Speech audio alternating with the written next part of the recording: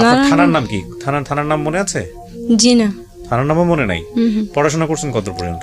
পড়াশোনা ভাই করিনি। একদমই পড়াশোনা করেননি? জি না। আপনার বাবা কি করতো?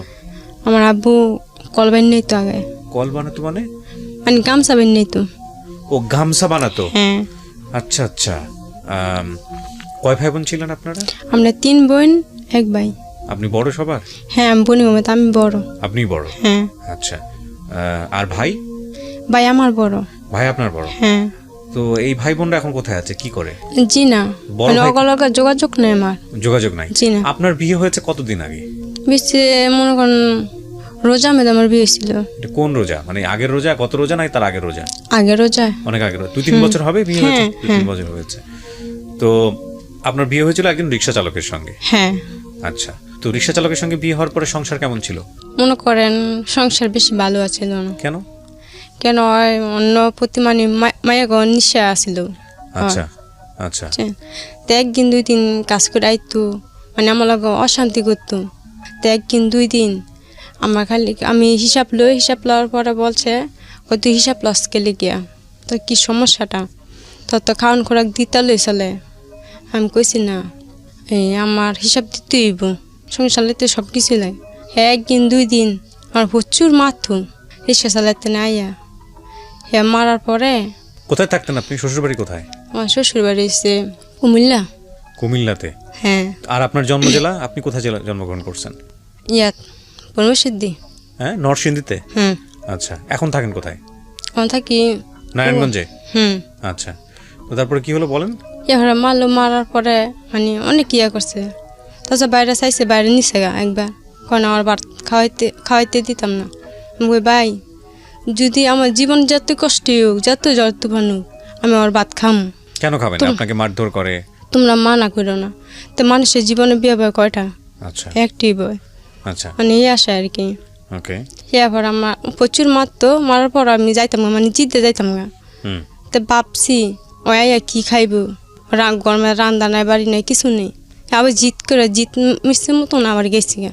যার পরে ওই আমার কাছে মাপ চায়, মানে ওই অন্যায় করছে, মাপ চাওয়ার পরে আর কি আমার মানে ঠেলে শিক্ষা দিতেছে, থাক তুমি মাফ করে দিছি। আমরা বাসা ভাবছি ওই কাজই করে, কিন্তু 1 দিন 2 দিন ওই মায়ের সাথে যোগাযোগ করে, মানে মায়ের লাগে ফোন নম্বর নিয়ে কথা বলে, মানে এই ব্যাপারে কি তা আমি জানি না। আমার অজান্তে মানে এই কাজটি করছে পরে হিয়ার আমি বালাবুড়ে কেউ কিছু করি না। আমি জানি ওই আমার মায়ের দূর করে প্রচুর, মানে এমন মায়ের মারবো মানে বলার মতন না, মানে শরীরে অঙ্গে হয় বেল দিয়ে বাইরে। কি দিয়ে বাড়ায়? বেল দিয়ে। বেল্ট? হ্যাঁ। আচ্ছা। বাইরের পরে আমি কইছি না, আমি খাইতাম না, তোমার ভাত খাইতাম না, আমি যামগা। তোর যাইতে দিলে না, তুই যাবি, মানে বলতেছে। এবার আমি কই না, আমি তোমার ভাত খাইতাম না। এবার বাইর লগে ফোন দিয়ে বললো, বাইরের লগে কথা কইলো, কয়ে করছে তুমি মারছো কে ওরে, অন্যায় করছে দিকে মারছি। কি অন্যায় করছে আমার বোনে তো বালা কতই কইছি, মানে অনেক হিসাব দেওয়া লেগে, হিসাব দেওয়া নাকি লেগে, কয় টাকার কাজ করছো তো বলবোই, স্বাভাবিক, সংসারের মধ্যে ইয়া লাগে না। হেরে বলছে পরে আমার ভাই বুঝায় যাই দিয়ে দিছে। তো ভাইও বিয়ে করছে, আল্লাহ বিসলে একটা ছেলে আছে মাশাল্লাহ। আরে তো ভাই ভাবলো আমার সংসারে তো আমি চালাইতে পারি না, আমি অসহায়, আমি রিক্সা চালাই ভাত খাই, মানে বাইর বইটা বেশি ভালো না, মানে অশান্তি করে আর কি। আমি ভাবলাম থাক, এন যত অশান্তি তো জামাইলে তো অশান্তি থাক, যত কষ্ট মষ্ট করে ভাত খেয়ে মাটি তলে চলবো, আমার জীবন আর কিছু লাগবে না। এটাই আমার সুখ, এটাই আমার ঠিকানা। এবার আয় ফেললাম, আয়ের ফলে মানে আর যাইনি, বাসায় যাইনি। ভাই ফোন করতেছে তুই আয় বেড়াই যাম, কিনা আমার দরকার নেই, আমি বেড়াইতে আইতাম না। ওই মায়ের ফোন করে, কয় তুমি কই, কয় আমি এমন জায়গা মেয়েদে আসি, তুমি আইও। কহি আমার লগে, আরিফে আমার লগে, কথা কন যেত না। 2-3 মিনিট পরে আইতাছি, আমার লাগতে না শরীরে আমি আইতাছি। গিয়ে করছে কি মনে করেন বাইক গেছে, সেরি মা অনেক কিছু রাঁধছে, রান্ধার পরে মানে খাওয়া দাওয়া করতেছে, হঠাৎ আটকাইছে বাসায়, গড়াইছে। আয়া কী করি পা, আমি কি ভাত খাইছো? আমাকে না, আমি তো ভাত খাইনি, আমি তো তোমার লাগে বই রয়েছি, একসাথে খামু সবাই মিললে। কয় না আমি খাই বসছি। আমি তুমি কোন বাসায় গেছো, তুমি খাইছো? কয়েকটা মেয়ে আমার খাওয়াই দিছে। মানে এমন কালে ফোন আমার পরে আমি রিসিভ করি, আমি কই হ্যালো আপনি কে? আমি চাঁদনি। এবার আমি কই আপনি ওর সাথে কত দিনের সম্পর্ক? ও 3-4 বছর হইব সম্পর্ক। 3-4 বছর হইব সম্পর্ক, হয়তো আমি জানি না, আমার জানতে এই কাজটা করলো। কয়ে গেছে তোর লাইনছে তুই কী করবি, তোর জীবন থেকে তোর আমার তোর বুয়ার তেনা কাইরা লিয়ে যাম গা। ঠিক আছে লিয়ে যাই গা, সমস্যা নাই, নিলে নিবি গা, কিছু করার নেই। মানুষের কি জোর করে কি রাখতে পারে? রাখতে পারে না। আবার প্রচুর মানে মিলের সামনে গিয়া, মানে আমি রাস্তাতে যাইতেছি, মিলের সামনে গিয়ে হিয়া আমার দৌড়ে হয়েছে, মারবো শুধু মেয়ে ধরছে। আবার আবার মনে করেন লাইতেছে পরে আমি আইসি পরে মনে করেন বাচ্চারা লেয়া, বাচ্চা হয়েছে যেমনি ভাইয়ের সাথে রাখমাক, ওর বাপের সাথে রাখমাক হইয়া গেছি গা, মার্চের দিকে গেছি গা। পরে আইসি ওই কাজ করতেছে, আমাকে এদিকে আসো। এবারে গেছে, আমাকে তোমার মাইয়া হয়েছে সিজারে, মাইয়া হয়েছে। মানে আপনি তখন সন্তান সম্ভব ছিলেন? হ্যাঁ, মাইয়া আছে, মাইয়া হয়েছে, তুমি আসো। মানে কি দেখে নাই, ওই সিজার যে করছে ওই দেখে না। মারার পরে মানে আমি গেছি গা, মানে আমার শিলি জায়গা মধ্যে মানে লাতি দা শিলি জায়গা ছুটে চাইছিল, মানে শিলি খোয়াই লাইতে, হয়তো ডাকাইতের মতো মাইদুর করে। হিয়া পরে আমি কই তোমার মাইয়া হয়েছে, তোমার মায়েরা করলো? কর না, আমি মাইয়া করলেইতাম না, ইয়া করছে তুই যেদিকে টেনেছ তুই সেদিকে দিকে, আমার এটা বলতেছে। আমি কে তুমি আমাকে ওরও কে লিগিয়া, আমি যে রুমে থাকতাম আমার এই রুমে লয়ে যাও। কয় না তোমার নেওয়ান যেত না। আমি কে? কয় হ, আমি একজনের তেনে জিজ্ঞাসা করলি, আমি হঠাৎ আমার বাদে তো তোমার কিন্তু লোক নেই, তুমি কাতে জিজ্ঞাসা করবা। হে আবার কয় হ। আমি কই তুমি কি বিয়ে করছো? মানে তোমার বাবে বুঝা যায় তুমি বিয়ে করছো। হে আবার কয় হ্যাঁ আমি বিয়ে করছি। আমার বুকটা, আমার আসমানটা ভাঙ্গে পড়ছে, মানে এমন বলার মতন না। মানে বাচ্চারা বাপের মুখ দিকে তাকায় রয়েছে, মানে আমি কিন্তু সহ্য করতে পারি না। আমি কই যাই কইছে ওর বিয়ে করছে তুই কিতে আইসি, আমার বিয়ে করছে তুই কিতে আমি আইসি, আমার বাসায় লিয়ে দাও। ওর বাসায় না নিয়ে কী করলো, অর্ধেক রাস্তার মধ্যে আমার ফালাই নিয়ে ফালাই দিয়েছে। পরে কী করবো, এই কাঁচা শিলি লিয়ে ছোটো শিশু বাচ্চা লিয়ে আমি রাস্তা মেদে, মানে কাঁচা শিলি মানে এমন খিচানি উঠছে বলার বাইরে, মানে বাঁচানোর মতন না। সবাই গিয়ে মাথা গিয়ে পানি ডালার পরে ওর আবার আনার পরে জিজ্ঞাসা করতেছে তুমি ওরা মারছো কে? তুমি ওরও বিয়ে করছো? তোমার যাত কোন আছে, টাকা পয়সা আছে? তুমি কি ভাবতেছো তুমি দুজনে বিয়ে করছো, দুজনে লেখাও, সমস্যা কি? সে তো বলে না ওরা খাওয়ান খোরাক দিও না, আর ওই তো বলে না তুমি ওরা খাওয়ান খোরাক দিও না। তা আমি বললাম কাইন্দা, ভাবি আমার কিছু লাগবে না, ওরা সব কিছু দিয়ে দেন, ওর লিয়ে খাক, আমার খাওয়ান লাগবে না ওর ভাত। হ্যাঁ ওই বলতেছে কয়েক কথা খাইতে না কে লেগে, আমি কই না আমি খাইতাম না। আমার তুমি কি জিজ্ঞেস করে কি আমি এই কাম করছো? আমার অজান্তে তুমি এই কাজটা কে লেগে করলা, কোন অপরাধে? আমি তো এমন না আমি তোমার একটা খারাপ কথা বলছি। ইয়ার পরে মনে করেন আমি আত্মহত্যা করতাম যার পরে মানে আত্মহত্যা করতে যান মানে কি করেন আপনি? বাচ্চা নিয়ে কি করেন? মানে বাচ্চা লিয়ে মানে ওই আমার লিয়ে খাইতো না, বুঝছেন, আমার লিয়ে খাইতো না। মানে আপনি বাবার বাড়ি ফিরে যেতেন, আপনার বাপ ভাইয়ের বাড়ি ফিরে যেতেন? আমার তো দুনিয়ার মধ্যে কেউ নেই। কেন, বাবা বেঁচে নাই? জি না। মা না, আমার আম্মু মারা গেছে অনেক ছোটতে, আমার বোনের 2 মাসের থেকে মারা গেছে। ও, বাবা বেঁচে নেই, মা বেঁচে নেই। জি না। বড় ভাই দেখে না? ভাই সিজার করে দিয়েছিল, হেনতেন আওয়ার পরে এই মানে এই ঘটনা করছে। ও ভাই নিজের টাকা দিয়ে সিজার করে দিয়েছে, তো ভাইয়ের কাছে যেতেন যে এখন সমস্যা কি করবেন আপনি, কিন্তু আপনি এই ধরনের সুইসাইড করার মানে আইসি পরের তেনে মনে করেন সিজার করে দিয়েছে, আইসি পরের তেনে মনে করেন ওরা কোথায় থাকে না থাকে বলতে পারি না, মানে যে জায়গার মধ্যে আসলে ওই জায়গার মধ্যে ওরা নাই। ও ভাই কোথায় থাকে আপনি জানেন না? জি না। ফোন টোন করা যায়নি, খোঁজ খবর নেওয়া যায়নি কেন? ওদের কাছে মানে আমি অনেক খুঁজছি ওগরে পাই না। ওদের কাছে ফোন নাম্বার নাই? না। কেন? এত গরিব যে একটা ফোন নাই? কি করে আপনার ভাই? আমার ভাই রিক্সা চালায়। ও, তো হঠাৎ করে বাসা চেঞ্জ করে ফেললো? হ্যাঁ। ওর বাচ্চা কাচ্চা কয়টা? একটা ছেলে। ওই আপনি এখন যে স্টুডিওতে আছেন বা কি অবস্থায় আছেন এটা কি আপনার ভাই জানে, কোথায় আছে জানে? জি না। তাই জানে না? তাহলে আপনার জামাইয়ের সঙ্গে যোগাযোগ করে না? আপনার ভাই যোগাযোগ করলে তো জানার কথা। আপনার জামাই তো বোধহয় জানে না যে আপনি কোথায় আছেন। হয়তো ভালো না, ওই মানে ওই হে বলেই খায়, বুঝছেন। তো আপনি সুইসাইড করার প্ল্যান করলেন, কি করছিলেন আপনি একটু বলেন তো? এখানে একটা বিষয় একটু বলে রাখি, ভদ্রমহিলার কথা হয়তো অনেকেই বুঝতে পারবেন না। উনি আসলে এরকম এনভায়রনমেন্টের পরিবেশে কখনো আসেনি, সুতরাং উনি যতটুকু পারছেন নিজের মতো করে বলেছেন।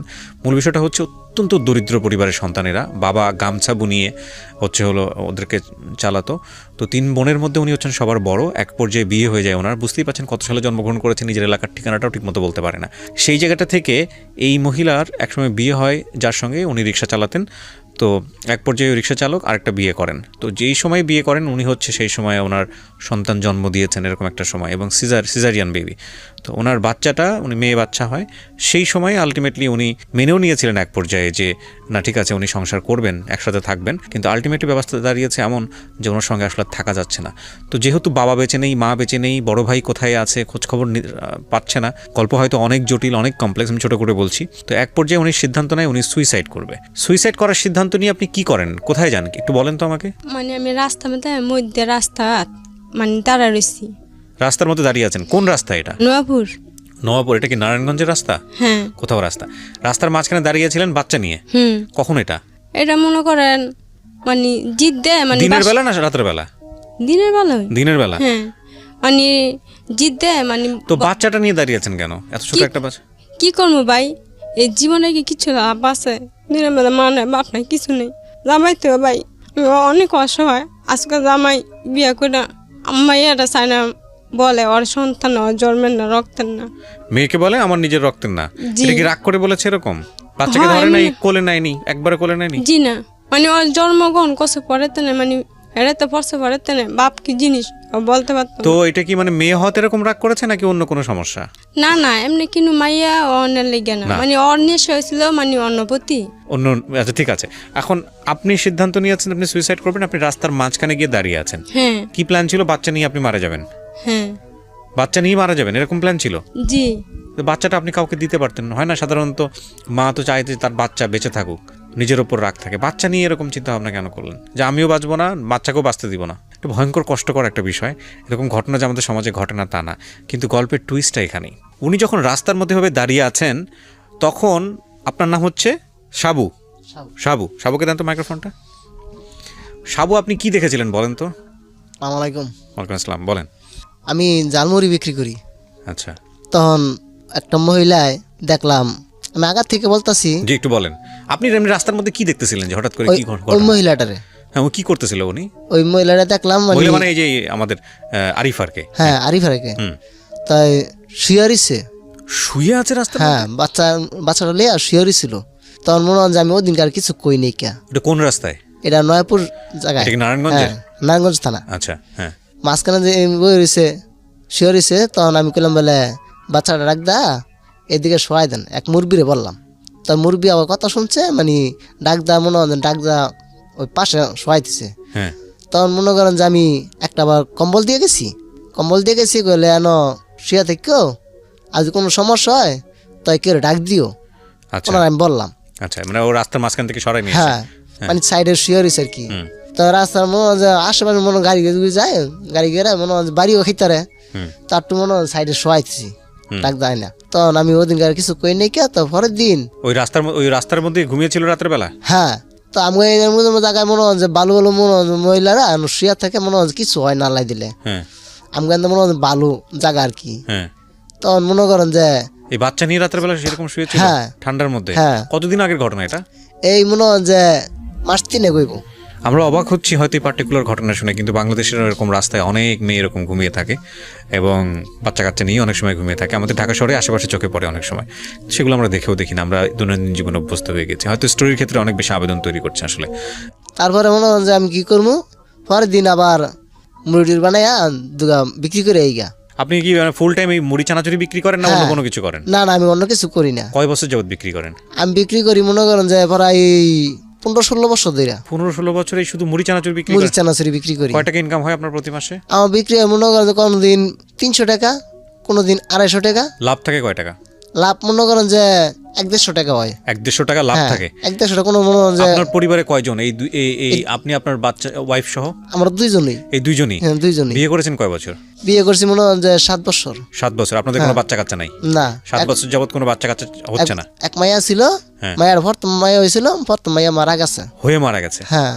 আল্লাহ। তাই আবার 2 বছর পরে গিয়ে একটা ছেলে হইলো, ছেলের রোগে মারা গেল। আচ্ছা তখন ওর আসলে রোগের রোগ আচ্ছা, রোগ আসলে টাকার লেগে আমি কিছু চিকিৎসা করতে পারিনি। চিকিৎসা করতে পারেন নাই তো? এরকম কখনো ইচ্ছা হয় নাই যে ওনার জামাইয়ের মতো আরেকটা বিয়ে করি? না না না, আমি কখনোই ভাবি নাই, কেন ভাবেন নাই? ভাবি নাই। মনে হয় যে মানুষের জীবনে বিয়ে হয় কয়টা, একটাই। This is a very important story. আজকে এই গল্পের মধ্যে এত ডাইমেনশন আছে, আপনারা যদি একটু ঠান্ডা মাথায় দেখেন, ওনার হাজব্যান্ড ওনাকে ঘরে রাইখা বাচ্চা সহ রেখে আরেকটা বিয়ে করেছে, এবং উনি থাকা অবস্থায়ও থাকতে পারে নাই, থাকার ইচ্ছা করার পরেও। আর এই ভদ্রলোক মুড়ি চানাচুর বিক্রি করে, এবং তারপরেও ওনার কখনো এই ধরনের ইচ্ছা হয় নাই। বলেন তারপরে কি হয়েছে? ওনাকে আপনি সাইড করে রাখলেন এবং মুড়ি চানাচুর নিয়ে বের হয়েছেন। হ্যাঁ হ্যাঁ, ময় মশলা লইয়া আমি বাইতে বাড়িলাম। বাইতে বাড়ি দিয়ে কি ওই মহিলাটা বাড়ি মাইদে রোডের মাইদে মনে করেন যে মাঝখানে দাঁড়ায় রয়েছে। তখন আমি 4-5 জন কইলাম কি, ওই বাজান একটা মুরগির আর কি গেলাম, বলে বাজান ওই মহিলাটারে টান দেন, গাড়িতে বাড়িতে ফালাইছে যাবো গা। ও আচ্ছা আচ্ছা, প্রথমে রাস্তার মাঝখানে ছিল, তারপর রাস্তার মাঝখানে সাইডে নিয়ে আসছেন, এরপরে গিয়ে দেখেন না আপনি পরের দিন গিয়ে দেখেন আপনি হচ্ছে রাস্তার মাঝখানে দাঁড়ায় আছেন। আচ্ছা, ডাক্তার এদিকে নিয়ে মনে করেন যে নাইলে মনে করেন গাড়ি চলতি গাড়ি মেয়েদের কাদা ফালাই বাড়িতে ফালাইছে যাবো গা। তখন বাচ্চারা যাবে, বাচ্চার মায়া যাবো গা। তখন আমাকে তো এই ক্ষতির করে লাভ নাকি, নিচুককে দেখিয়া আমাকে তো মা বোন আছে। তখন আমি এই লোকটা আবার চিনি। তখন কয় কি কলে আমি কর্ম কে লেগে তো দায় দিন গোষ্ঠী, আমাকে কি আত্মীয় স্বজন, তোর মা না বোন লাগে, মায়া লাগলে তুই যা। আমি কই দেখেন মানুষ একটা অবহেলা করা ঠিক না, মানুষ অবহেলা করবেন, আজকে মনে হয় যে আপনি ক্ষতি করবেন, আপনি 2 দিন পরে আল্লাহ ভাগ আপনারও ক্ষতি করবো। এটা কইছি মনে হয় যে আমরা একটা মারছে থাপ্পর মারছে পরে আমি কইলে আপনি একটা দিলেন কি লেগে আরেকটা দেন, জোড়া মিল করে লান, আপনি একটা দিয়ে কোনো লাভ হইল না। তো এই মুরব্বিটা কি পরিচিত মুরব্বি? মানে আশেপাশে গ্রামে কি আপনি 3 মিটার নাইলে মনে হয় একটা লাড়ি লন। আমি কইলাম কে লেগা আপনি যা কোনো ইচ্ছা আপনি এত বাইরে যান, কারণ এটা আমার বড় দিছে না। আর গেল গা, যাওয়ার পরে মনে করেন যে আরো 2-3 জনে কইলাম, কয় দেখ রে ভাই কইস ঠিক হই, অন্য মহিলা ধরতে গেলে মনে হয় মানুষ কইব খারাপ। কলে ওই যে হ্যার মায়া লাগছে, হাই গেট আন্দা আনছে, হাই যে কোনো একটা কিছু করবো আছে। তখন আমি কই থাকা আল্লাহ ভরসা, আল্লাহ যদি মনে হয় যে আমার দিকে চাইবো, আর যদি না চাই তাই মনে হয় মাইর খামো, সমস্যা নাই। আমি মহিলাটা আন্দা লই আমু না ডাক দিম ফরতম। তবে ডাক দিছি পরে মহিলাটাই চাইছে, চাইয়া মনে হয় যে আমার দৌড়ে আইয়া মনে হয় যে আমার ফাঞ্চাতা ধরছে, কয় ভাই আমার বাঁচান, আমি মরতে চাই না। আমি কি হয়েছে আই বাড়িতে হুন মনে আর বাসায় লয়ে গেলাম। এর আগে কি আপনার ওয়াইফের সঙ্গে আপনি মহিলাকে নিয়ে কোনো কথা বলেছিলেন? না না না, নেওয়ার আগে বলেন নাই? না, তো সরাসরি বাচ্চা নিয়ে বাসায় চলে গেছেন? সরাসরি বাচ্চা নিয়ে গেছি। তারপর নেওয়ার পর মনে হয় যে সারা মায় বললো কি, কলে এটা কে, মহিলার নাম কি, বাচ্চার নাম কি? বাচ্চার নাম হচ্ছে মিম।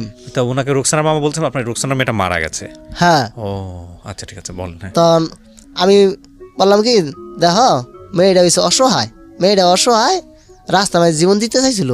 তো মানুষ তো মনে হয় যে তোমারও তো মা নাই বাপ নাই, তুমিও তো বুঝো আমারও মা নাই বাপ নাই, তাই সব হয়েছে তুমির কাছে গাই ভরছি। তাই এক কাম করো, তুমি যদি থান যদি না দাও, তো আমি অন্য একটা রুম ভাড়া লিয়ে দিই, মায়েরা একটা জীবনটা বাঁচাক। কয় এটা কও কি আমি দিতাম না ভাড়াগে, কাউ বোনের মতন আমি রাখবো, কাউ মায়া যতন নাইকিয়া আমি মায়াটা ফালমু। আমি বাচ্চা মায় কইল এটা, আমি যাক আল্লাহ দিছে, আল্লাহ ওরে হায়াত দিয়ে দান করছে, ওই কথাটা বলছে। তখন মনে করেন যে আমি করে তা যাক ভালো হয়েছে, ওরা রাখো গায়ে গোসল করাও গা। মানে মোর বাড়িতে মনে হয় যে ময়লা বড়া ছিল, অনেক ময়লা, বাচ্চারা দেখবার মতন আসছিল না। তখন মনে হয় যে গায়ে গোসল করাইয়া খাওয়া দাওয়া করাইছে, শরীরটি মোড়াই টোলা নিয়ে কলপান নিয়ে খাওয়া দাওয়া করাইয়া মনে হয় যে কতন গিয়া ঘুমাতো ওঠার পরে। তাই মনে হয় যে আমি ঘরে ডাক দা সেদিন আর যাই নেই কে, রাস্তাতে না ফেরত দায় পড়ছি, জালমুড়ি আর বিক্রি করি নেই কে, আজকে আমার জালমুড়ি বিক্রি হয়ে গেছে আমার নই আলাই দিলে। তাই করলাম কি আমি বিকালবেলা বার হয়ে গেলাম গা, 6টার দিকে যাওয়ার পরে মনে করেন যে আমি গ্রামে যাইতাম গা, ওই রোডের মধ্যে মনে হয় যে বেশি বিক্রি না করতে আছি, আবার গ্রামে ঢুকে গেছি গিয়া কইতাম কি কইলে জালমুড়ি আমি বিক্রি করতাম। তাই মনে হয় যে স্বামী স্ত্রী আছে না, ওই মনে হয় যে ওই গরমের সিজন ওই বাইরে বয়ে থাকে, ওই সময় মনে হয় যে জালমুড়ি খায়, বসে জালমুড়ি খায়। তাই এইসব করে মনে হয় যে আমি ঢুকলে জালমুড়ি বিক্রি হয়, আলা দিলে ভালোই। গিয়া মনে হয় যে 1 ঘন্টা বিক্রি করছি, আমার 600 টাকা বিক্রি করছে। 600 টাকা তো মনে করেন যে আমার 150 টাকা আমার লাভ হয়েছে। 150 টাকা লাভ হয়েছে পরে তো মনে হয় 150 টাকা লাভ হয়েছে আমার, মনে হয় যে আমার বাজারের টাকা আয় পড়ছে। তখন আমি কইলে দেখো আমি বললাম বিক্রি করে পরে বললাম বলে দেখো আমার ওই 150 টাকা লাভ হয়েছে আজকে। এই বাচ্চা রান্নার পরে আমার প্রথমে আজকে 150 টাকা লাভ হয়ে গেছে গা 1 ঘন্টায়। সারাদিনে আমি মনে হয় 150 টাকা আমি লাভ করতেই না, আজকে আমার 150 টাকা লাভ হয়ে গেছে গা। তখন আলহামদুলিল্লাহ বাচ্চা মেয়ে কইলো। আমাদের ধর্মে এটা আছে, কন্যা সন্তান সৌভাগ্যের প্রতীক। ঠিক আছে, যে যেভাবে দেখেন, বাট এভাবে বলা যাবে না যে এই মেয়েটার কারণে এটা হয়েছে, এটা বলা যাবে না, এটা নিয়ম নাই। কিন্তু কন্যা সন্তান সৌভাগ্যের প্রতীক, এটা বলা হয়েছে। হ্যাঁ বলেন তারপর। তখন আমি কি করলাম, কইলে দেখো তুমি থাও, তুমি যত জীবন থাকতার আমার দরকার হয় আমি কিডনি বেচেলো আমি তোমার সহজ দিকে তো করবো, তুমি একটা কাইকে লড়বা না। তোমার যদি আমি যদি বসে যদি করে তারি তাই দিমু, আজ না হইতে পারি তোমার নাই কোনো ডাইল ভাত খাইয়া জীবনটা কাটাইবা। আমি কইলাম ওরে এই বুঝ দিলাম। তখন করে আচ্ছা ভাই আমি যাইতাম না ভাই, আপনি আমার ভাই লাগেন। আরিফা বললো এটা? হ্যাঁ আরিফ ভাই বলছে। কয়দিন হলো আপনার সঙ্গে আছে? আমার লোক আছে মনে করেন যে 5 মাস 2 সপ্তাহ চলছে। এর মধ্যে ওনার জামাই খোঁজ খবর নিয়েছে? না, কোনো খোঁজ খবর নেই? না না। আজকের এই ভিডিওটা দেখার পরে যদি ওনার জামাই ফিরে আসে আরিফের কাছে, কি করবেন? দিয়ে দিমু। He is really honest. আর যদি যায় দিয়ে দিমু। মায়া লাগবে না যে এই বাচ্চাটা আপনার নিজের সন্তানের মতো দেখেছেন, বড় করেছেন? হ্যাঁ বাচ্চা দিতাম না। কেন? বাচ্চা তো ওর। না বাচ্চা দিব না, বাচ্চা দিব না। কারণ কে লেগে মনে করেন যে হয়তো বিক্রি করে নেবো, আর যদি বিক্রি করে নেয় তখন মায়ের জীবনটা শেষ হয়ে যাবো গা। বাচ্চা দিব না। সারা জীবন বোনের মতো দেখবেন? হ্যাঁ দেখবো আজীবন আমি মরা এখন তো আমি অরবনি ছেনা দিব। আমরা বলি না যে আমাদের সমাজে অনেক হিরো দরকার যাদেরকে আমরা ফলো করতে পারি? This one is hero. চানাচুর বিক্রেতা, বাট মডেল ওয়ান। ও নিজেরই পেট চলে না, 1 থেকে 150 টাকা ইনকাম করে প্রতিদিন। এই 1 থেকে 150 টাকায় জামাই বউ মিলে ভাগাভাগি করে খায়। সেখানে আরেকটা মেয়ে মানুষ যাকে নিয়ে এসছে, এবং ওদের সোসাইটিতে একটা মেয়েকে ঘরে তোলা কত রকমের কান কথা তৈরি হয়। আরেকটা বাচ্চা সহ, বাচ্চাটারও তো নিজের একটা খরচের ব্যাপার স্যাপার আছে। আপনি আমি হলে পারতাম, ঘরে ঢুকতে দিত? এই যে মহিলাটা, যে আপনার ওয়াইফের নাম কি? ডালিয়া। ডালিয়া। এই যে ডালিয়া প্রথম দেখাতেই এরকম রাজি হয়ে গেল, বললো যে ঠিক আছে আমার বোনের মতো থাকবে বাসাতে। এই যে এগুলা, এটা আমার আপনার ফ্যামিলিতে হলে সম্ভব ছিল? সম্ভব ছিল না। এরা আসলে রিয়েল মানুষ, এরা আসলে অনেস্ট মানুষ। এই সৎ মানুষদের আসলে আমাদের দেখা উচিত। এটাই বললাম, মানে আজকের এই গল্পের জায়গাটা আসলে মূলত এই সাবু আর বাকি যে ঘটনাগুলো সেগুলো আমাদের সমাজে হরহামেশাই ঘটে। হয়তো বা একটা গাড়ি ওর শরীরের ওপর দিয়ে চলে গেলে পৃথিবীর কেউ জানতোই না যে মেয়েটা কেন মারা গেল, কেউই জানতো না। ওর জামাইকে ধরার প্রশ্নই ওঠে না, হয়তো কোনো ক্লুই খুঁজে পেত না। যে মেয়ে ঠিকমতো বলতে পারে না যে তার স্থায়ী ঠিকানা কি, তো কিছুই হতো না। ওই বেওয়ারিশ লাশ হিসেবে হয়তো বা দাফন হতো। এই ছোটো বাচ্চা, নিষ্পাপ বাচ্চাটা, সে হয়তো ঘুমের ঘোরেই পৃথিবী থেকে হারিয়ে যেত। কিন্তু এই সাবু এই মেয়েটাকে সে তুলে নিয়ে এসছে রাস্তা থেকে। That is really awesome. এবং ছোট একটা বাচ্চার মাথার উপরে একটা ছাদ হয়েছে, ঝালমুড়ি বিক্রেতা সাবু, এবং সে এই দুটো মানুষের জীবনের স্বপ্নদ্রষ্টা হিসেবে কাজ করছে। গল্পটা হয়তো আজ থেকে 5 বছর পরে বা 10 বছর পরে অন্যদিকে টার্ন নেবে, হয়তো অন্যরকম হয়ে যাবে, যেটা হয়তো এতটা ভালো লাগার জায়গায় থাকবে না, অথবা এর চেয়েও ভালো লাগার জায়গা থাকবে। কারণ প্রত্যেক মোমেন্টে আমাদের গল্প চেঞ্জ হচ্ছে, প্রত্যেকটা মুহূর্তে আমরা আমাদের লাইফে চেঞ্জ টের পাই। কিন্তু এখন পর্যন্ত এটা একটা অসাধারণ গল্প, এটা একটা অসাধারণ স্টোরি। তো সাবু ভাই, আপনি গল্পটা কেন বলতে আসছেন আমার কাছে এই রেডিওতে? আমি গল্পটা বলতে আসছি মনে করেন যে এরকম কাজ যাতে আর কারো যাতে না হয়, যাতে সতর্ক হয়ে যায়, মেয়ে হোক বা পুরুষ হোক, আমার গল্পটা শুনে যাতে সতর্ক হয়ে যায়। সতর্ক বলতে? সতর্ক হয়ে যায় মানে এসব মেয়ে বেড়ি বিয়া শাদি কইরা এরকম ভাবে যাতে না ভালাই দেয় আর কি। সে ছেলে সন্তান হইলে যাতে অস্বীকার যাতে না করে। যত হয়তো মনে হয় যে একটা গরিবের মেয়ে, আজকে যদি মনে হয় যে একটা ধনী মেয়ে থাকতো, তাহলে মনে হয় আজকে রাস্তাঘাটে থাকতে পারতো না, বাড়িতে থাকতো, আর একটা অন্যজনের কাছে থাকতো না, আশ্রয় নিত না। আমি চাইতেছি এইটা যাতে শুননা আমার গল্পটা সতর্ক হয়ে যায়। আপনি আজকে এখানে এসেছেন কিভাবে? আপনার এই টাকা ম্যানেজ হয়েছে কিভাবে? আজকে মনে হয় যে আমি আসছি, একটা ওই বাড়িওয়ালা আসছিল যে বাড়ি থাকি, এই বাড়ির মধ্যে যে লোক আইসে, বাড়িওয়ালির মাই আইসে আমার। আমি কইলাম বলে আফা আমার একটু সহযোগিতা করেন, আমি গল্পত যাবো, ঢাকা যাবো। মানে আপনি বাড়িওয়ালের কাছ থেকে টাকা ধার করে নিয়ে আসছেন? হ্যাঁ। ওনারাও এসছে আপনার সঙ্গে? হ্যাঁ ওরাও আসছে। কয় কত বছর যাবত ভাড়া আছেন আপনি ওখানে? এনে আছি আমার আব্বু মৃত্যু পরে। অনেকদিন হয়ে গেছে তাহলে? হ্যাঁ আমার আব্বু মারা গেছে 14 বছর। আচ্ছা সাবু ভাই, আপনি যে ঝালমুড়ি বিক্রি করেন, আপনার কোনো ভবিষ্যৎ পরিকল্পনা আছে যে অন্য কিছু করেন, নাকি সারা জীবনে ঝালমুড়ি বিক্রি করবেন? মানে কল্পনা আছে, মানে আল্লাহ তো মনে করেন যে যদি তবে কিছু দেয়, এই মেয়েটা দিয়ে আমি কিছু দিয়ে দিতে আমি মরে গিয়ে আমি শান্তি পাবো। আর জীবনে যদি কিছু করে দিয়ে দিতে তাহলে মনে করেন যে আমি সেই দিনে তো গিয়ে আমি মনে করেন যে আমি আশ্রয় পামো। তাওয়াক্কাল তো আল্লাহ।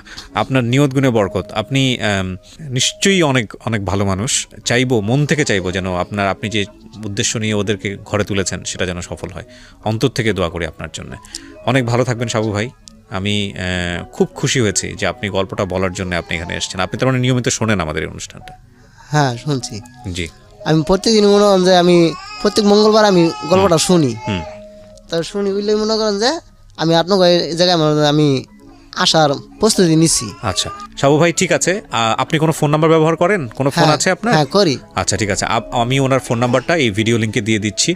কেউ যদি ওনার সাথে ব্যক্তিগতভাবে যোগাযোগ করতে চান এই বিষয়টা নিয়ে, ইভেন ওনার হাজব্যান্ডও যদি যোগাযোগ করতে চায়, ওনার সন্তান যদি কোনো মনোমালিন্য হয়ে থাকে আপনাদের মধ্যে, যদি যোগাযোগ করতে চান, সত্যি সত্যিই যদি ওনাকে সঠিক ব্যবস্থা দিতে পারেন, তাহলে এই ফোন নাম্বারের মাধ্যমে যোগাযোগ করবেন। সাবু ভাইয়ের সাথে যদি কেউ দেখা করতে চান, যে গল্পটা আপনি বলে গেল সেটা কতটুকু সত্য, আদৌ সত্য কিনা, আপনারা ওনার সঙ্গে ফোনে কথা বলতে পারেন। জামা দিয়ে আমরা মোটামুটি ভালোই চলতাম। বাবাও চাকরি করতেন, চাকরির টাকা দিয়ে আমরা মোটামুটি চলতে পারতাম। আমাদের বাড়িতে, আমাদের গ্রামে যখন 1995-96 দিকে টিন সেট চৌকাট করা ঘর আমাদের প্রথম করা হয়েছিল। অনেকেই মানে এতে আমাদেরকে মনে করতো যে আমরা অনেক বড় লোক।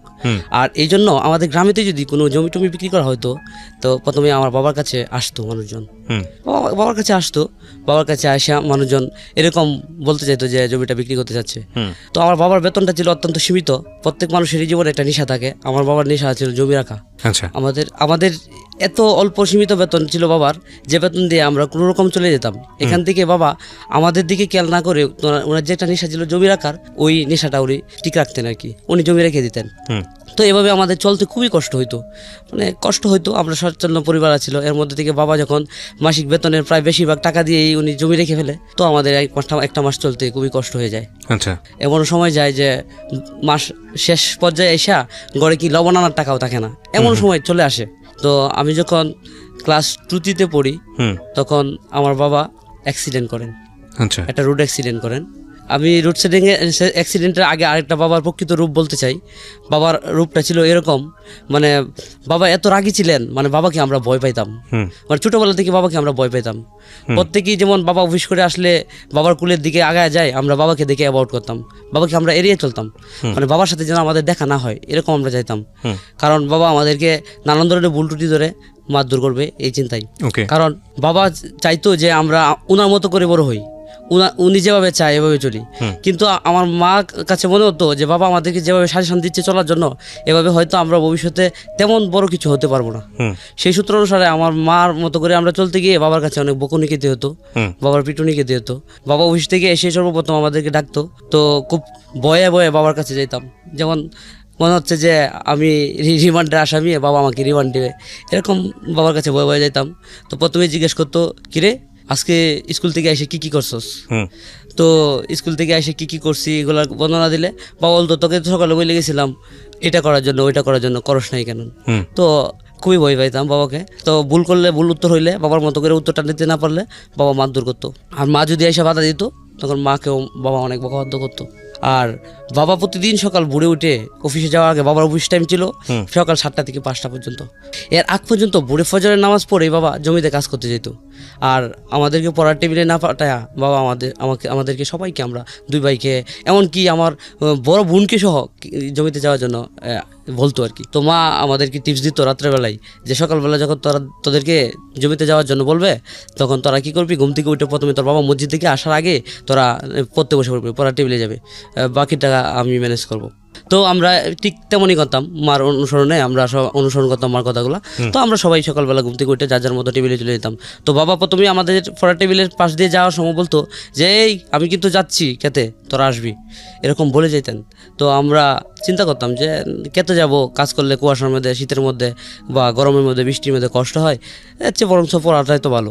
তখন হয়তো এরকম বুঝতাম না যে পড়লেই আমি ভালো হব, না পড়তে পারলে হবে না কিছু, এটা বুঝতাম না। জাস্ট কাজ থেকে বিরত থাকার জন্যই জমিতে যাওয়া হতো না। আর মা যেহেতু সাপোর্টে আছে, সেই সূত্র একটু ভয়টা কম পাইতাম। তো বাবা জমি থেকে আইসা অফিসে যাওয়ার জন্য তাড়াহুড়ো করে রেডি হইতো, আর আমাদেরকে খুব মানে গালিগালাজ করতো। তো মা আমাদেরকে সান্ত্বনা দিত যে সমস্যা নাই, তোমরা তোমাদের মতো করে এগিয়ে যাও, হ্যাঁ তোমরা তোমাদের মতো করে এগিয়ে যাও, আমি তো জেলখানায় বন্দি হয়ে গেছি, আমি চাইলেই তো মুক্তি আমার সম্ভব না। আর তোমরা যদি চাও তাহলে তোমার এই বাবার জেলখানা থেকে মুক্তি পাবা। কীভাবে পাবা? তোমরা যদি পড়ালেখা করো, তোমাদের মতো করে তোমরা মানুষ হও, আমি যেমনটা চাই তোমরা এমন হও, তাইলে তোমরা একসময় অনেক দূরে যাবা, এই জেলা থেকে অন্য জেলায় যাবা, এই শহর থেকে অন্য শহরে যাবা, এমনকি দেশের বাইরেও যেতে পারবা। আর যদি তোমার বাবার মতো করে, তোমার বাবার কথা মতো চলে তুমি জমিতে চলে যাও, পড়ালেখা না করো, তাহলে তো তোমার মনে করে যে তোমার বাবার এই জেলখানাতে তুমি বন্দি হয়ে গেলা, জমি চাষি করলা তোমার বাবার সাথে। তো আমাদের ভিতরে তখন থেকে ওই বুদ্ধটা নাড়া দিত, খুব নাড়া দিত। মানে অ্যাকচুয়ালি আসলেই তো মাজা বলছে এটা, মানে আমরা বুঝতে পারতাম। বর্তমানে আমরা 7 ভাই বোন, তো 7 ভাই বোনের মধ্যে আমার সবার বড় হচ্ছে আমার বোন, তারপরে আমার এক ভাই, তারপরে আমার আরেকটা বোন, তারপরে আমি। তো আমার যে ভাই আছে, ওই ভাইটা অনেক ট্যালেন্ট ছিল পড়ালেখাতে। তো ও যখন ক্লাস 8-এ পড়ে, তখন মানে আমরা আব্বা কাকার 7 ভাইয়ের মধ্যে একজন আছে আপনার অনেক পড়ালেখা করেছে, উনি মানে আমার ভাইকে খুব ফেভার করতো, যে আমরা আব্বা কাকার মধ্যে অনেক ভাই বোন, আমরা তার মধ্যে আমার ভাইটা অনেক ট্যালেন্ট, অন্য যে চাচাতো ভাই বোনগুলো আছে তাদের তুলনায় পড়ালেখা ভালো। তো কাকা এসে ভাইয়াকে বললো তুই এটি বৃত্তি দিবে, আর আমি আশা করি তুই বৃত্তিটা পাবি। তো বৃত্তির জন্য একটা গাইড বই কিনতে হইতো, হ্যাঁ, যেটাতে আপনার 11টা সাবজেক্টের নোট থাকতো। তো ওই গাইড বইটা কেনার জন্য বাবার কাছে টাকা চাইলো মা। তো বাবা বললো যে দেখো এই টাকাটা যদি আমি এখন দিয়ে দিই তাহলে আমি ওই জমিটাতে সার দিতে পারবো না, এরকম বাবা মানে এড়াই যেত। তো এইভাবে 7-5 দিন পড়ার পরে দেখা যাচ্ছে ভাইয়ের পরীক্ষা প্রস্তুতি সবাই অন্য বন্ধুরা শুরু করে ফেলছে, বাট ভাইয়া শুরু করতে পারতেছে না। তো চাচাকে আবার এটা ইনফর্ম করে মা। তো চাচা বাড়িতে এসে বাবার সাথে করে রাগারাগি করলো যে তুই যেটা করতে পারস নাই, এর চেয়ে ভালো কিছু ছেলে করুক, এটা তুই চাস না, আমি বুঝতে পারছি, ঠিক আছে আমি ছেলেকে গাইড বই কিনে দিচ্ছি, ছেলে বৃত্তি পাইলে এটাই ক্রেডিট তুই নিতে পারবি না। তো ভাইয়াকে দিয়ে শহরে চলে গেল কাকা। তো আমাদের ওইখানে লাইব্রেরি ছিল, লাইব্রেরি থেকে কাকা একটা বই কিনে দিল, ভাইয়া তো অনেক খুশি, বইটা নিয়ে বাসায় আসলো। তো ভাইয়া পড়ালেখা করলো খুব মনোযোগ সহকারে। তো এই পড়ালেখাগুলো করতে গিয়েও মানে অনেক বাধাই পড়তে দিত। বাধাটা মূলত বাবাই দিত, যে প্রাইভেটে যাচ্ছিস, এখন প্রাইভেটে চলে যাচ্ছিস, এখন প্রাইভেটে চলে গেলে এই কাজটা কে করবে, এই কাজটা আজকে প্রাইভেট মিস করে দে, আজকে বৃষ্টি আসতেছে আজকে যেতে হবে না, এরকমভাবে ভাইয়াকে বলতো আর কি। ভাইয়া বৃত্তিটা পাই, ট্যালেন্ট ফুলে বৃত্তিটা পাই। ভাইয়া ট্যালেন্ট ফুলে বৃত্তিটা পাওয়ার পরে আমার বাবা যে টেক্সটাইলে চাকরি করতো, ওই টেক্সটাইল থেকে কিছু লোক বিদেশে পাঠাবে শ্রমিক হিসেবে, হ্যাঁ। তো ওখানে কারো কাছে পরামর্শ না করে আমার বাবার নাম দিয়ে দেয়। বাবাদের একটা প্রভিডেন্ট ফান্ড ছিল, এই যেখানে চাকরি করতো এখানে, ওই ফান্ড থেকে কিছু টাকা জমা হবে এই যে বিদেশের ক্ষেত্রে, আর কিছু টাকা বাবাকে দিতে হবে যদি বাবা যাইতো আর কি, যায় তাহলে। তো বাবা কারো কাছে কোনো পরামর্শ না করে, এমনকি আম্মার সাথেও মনে হয় সম্ভবত বলে নাই, উনি টাকা জমা দিয়ে দিয়েছিল বিদেশ যাবে। তো বাসিতে আসে বললে যে আমি তো সৌদি আরব যেতে চাইতেছি, আমার কলিগদের সাথে আমিও টাকা জমা দিছি, আমি বিদেশ যাব। তো আম্মা জিজ্ঞেস করলো যে আপনি যদি বিদেশ যান তাহলে আমাদের জমি জমা আছে মোটামুটি, আর এগুলো দেখাশোনা কে করবে?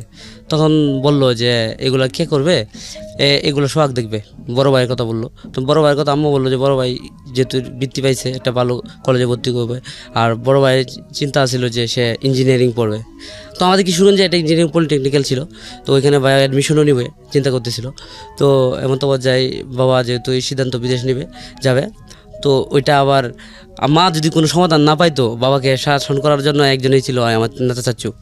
তো ওনার কাছে আবার মা ইনফর্ম করেন যে ওর বাবা তো এটা করতে চাচ্ছে। তখন আবার কাকা আসেন, এসে সকালবেলা অন্য কাকারা নিয়ে মিটিং বসেন সকালবেলায় আমাদের বাসায়। বসার পরে জিজ্ঞাসা করেন কেন তুই বিদেশ যাবি?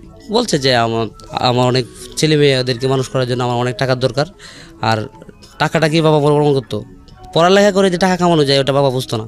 বাবা বুঝতো যে টাকা থাকলে আরও টাকা পাওয়া যায়, আর জমি থাকলেই সুখ পাওয়া যায়, ওটাই ছিল বাবার থিওরি। কিন্তু বাবার ওই থিওরিটা কাকা কোনো সময় পছন্দ করতো না। কাকা এটা এড়াই যেত, এর বিপরীতে একটা যুক্তি তৈরি করতো কাকা, যুক্তি করে বাবাকে ডাউন করে দিত। আর বাবা কাকাকে ছোটোবেলা থেকে খুব রেসপেক্ট করতো। এভাবে কাকার কথাই বাবা তো অফ হয়ে যায় যে না, তাহলে আমি যদি না যাই তাহলে আমার টাকাটা জমা দিয়ে দিছি। পরে এর মধ্যে আমার এক কাকা আরেকটা চাচা বলে উঠলো যে তাহলে ছেলেটাকে পাঠায় দিই বিদেশ, সোহাগকে বিদেশ পাঠিয়ে দেবো। তো এর মধ্যে বায়াটা পড়তেছিল, জানালা থেকে শুনছে যে বায়ার নাম উঠছে যে হ্যাঁ বিদেশ যাবে। তো ও খুব রাজি হয়ে গেছে, ও তাড়াতাড়ি করে দূরে আসছে টেবিল পড়ার টেবিল থেকে, হ্যাঁ কাকা আমি বিদেশ যাব, আমি সৌদি আরব যাব।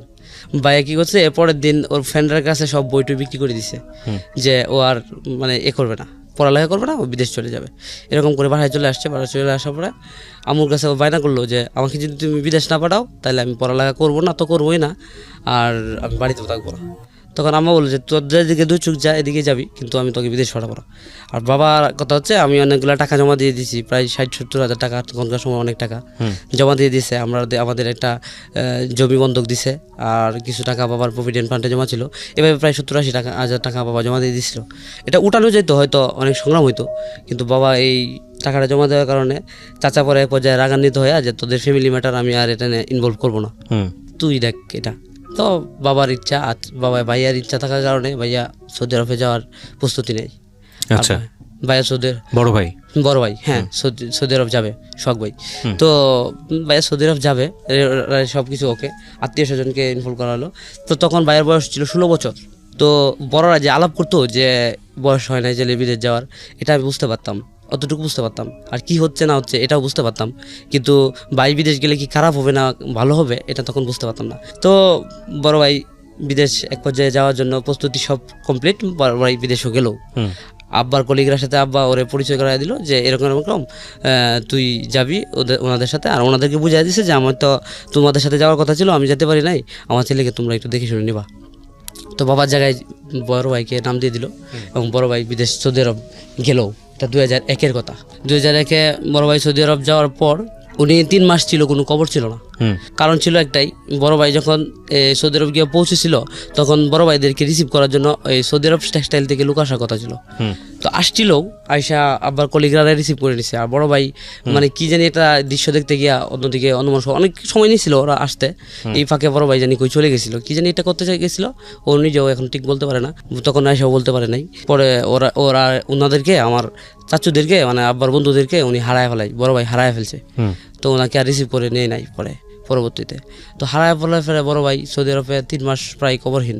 3 মাস বড় ভাই খবর না থাকার কারণে তো আমাদের ফ্যামিলি সবাই খুবই কান্না করতো, এমনকি এলাকাবাসী আইসা ছেলেটার জন্য আফসোস করতো যে এত ভালো একটা ট্যালেন্ট ছেলে, যে রেজাল্ট খুব ভালো করছিল, আরও রেজাল্ট ভালো, অনেক রেজাল্ট ওর জীবনে আসছিল, হয়তো আসতো এরকম, এই ছেলেটাকে কেন বিদেশ পাঠানো হলো, এটা সবারই প্রশ্ন থাকতো, কিন্তু উত্তর তো কারো জানা ছিল না, একমাত্র বাবাই জানতো।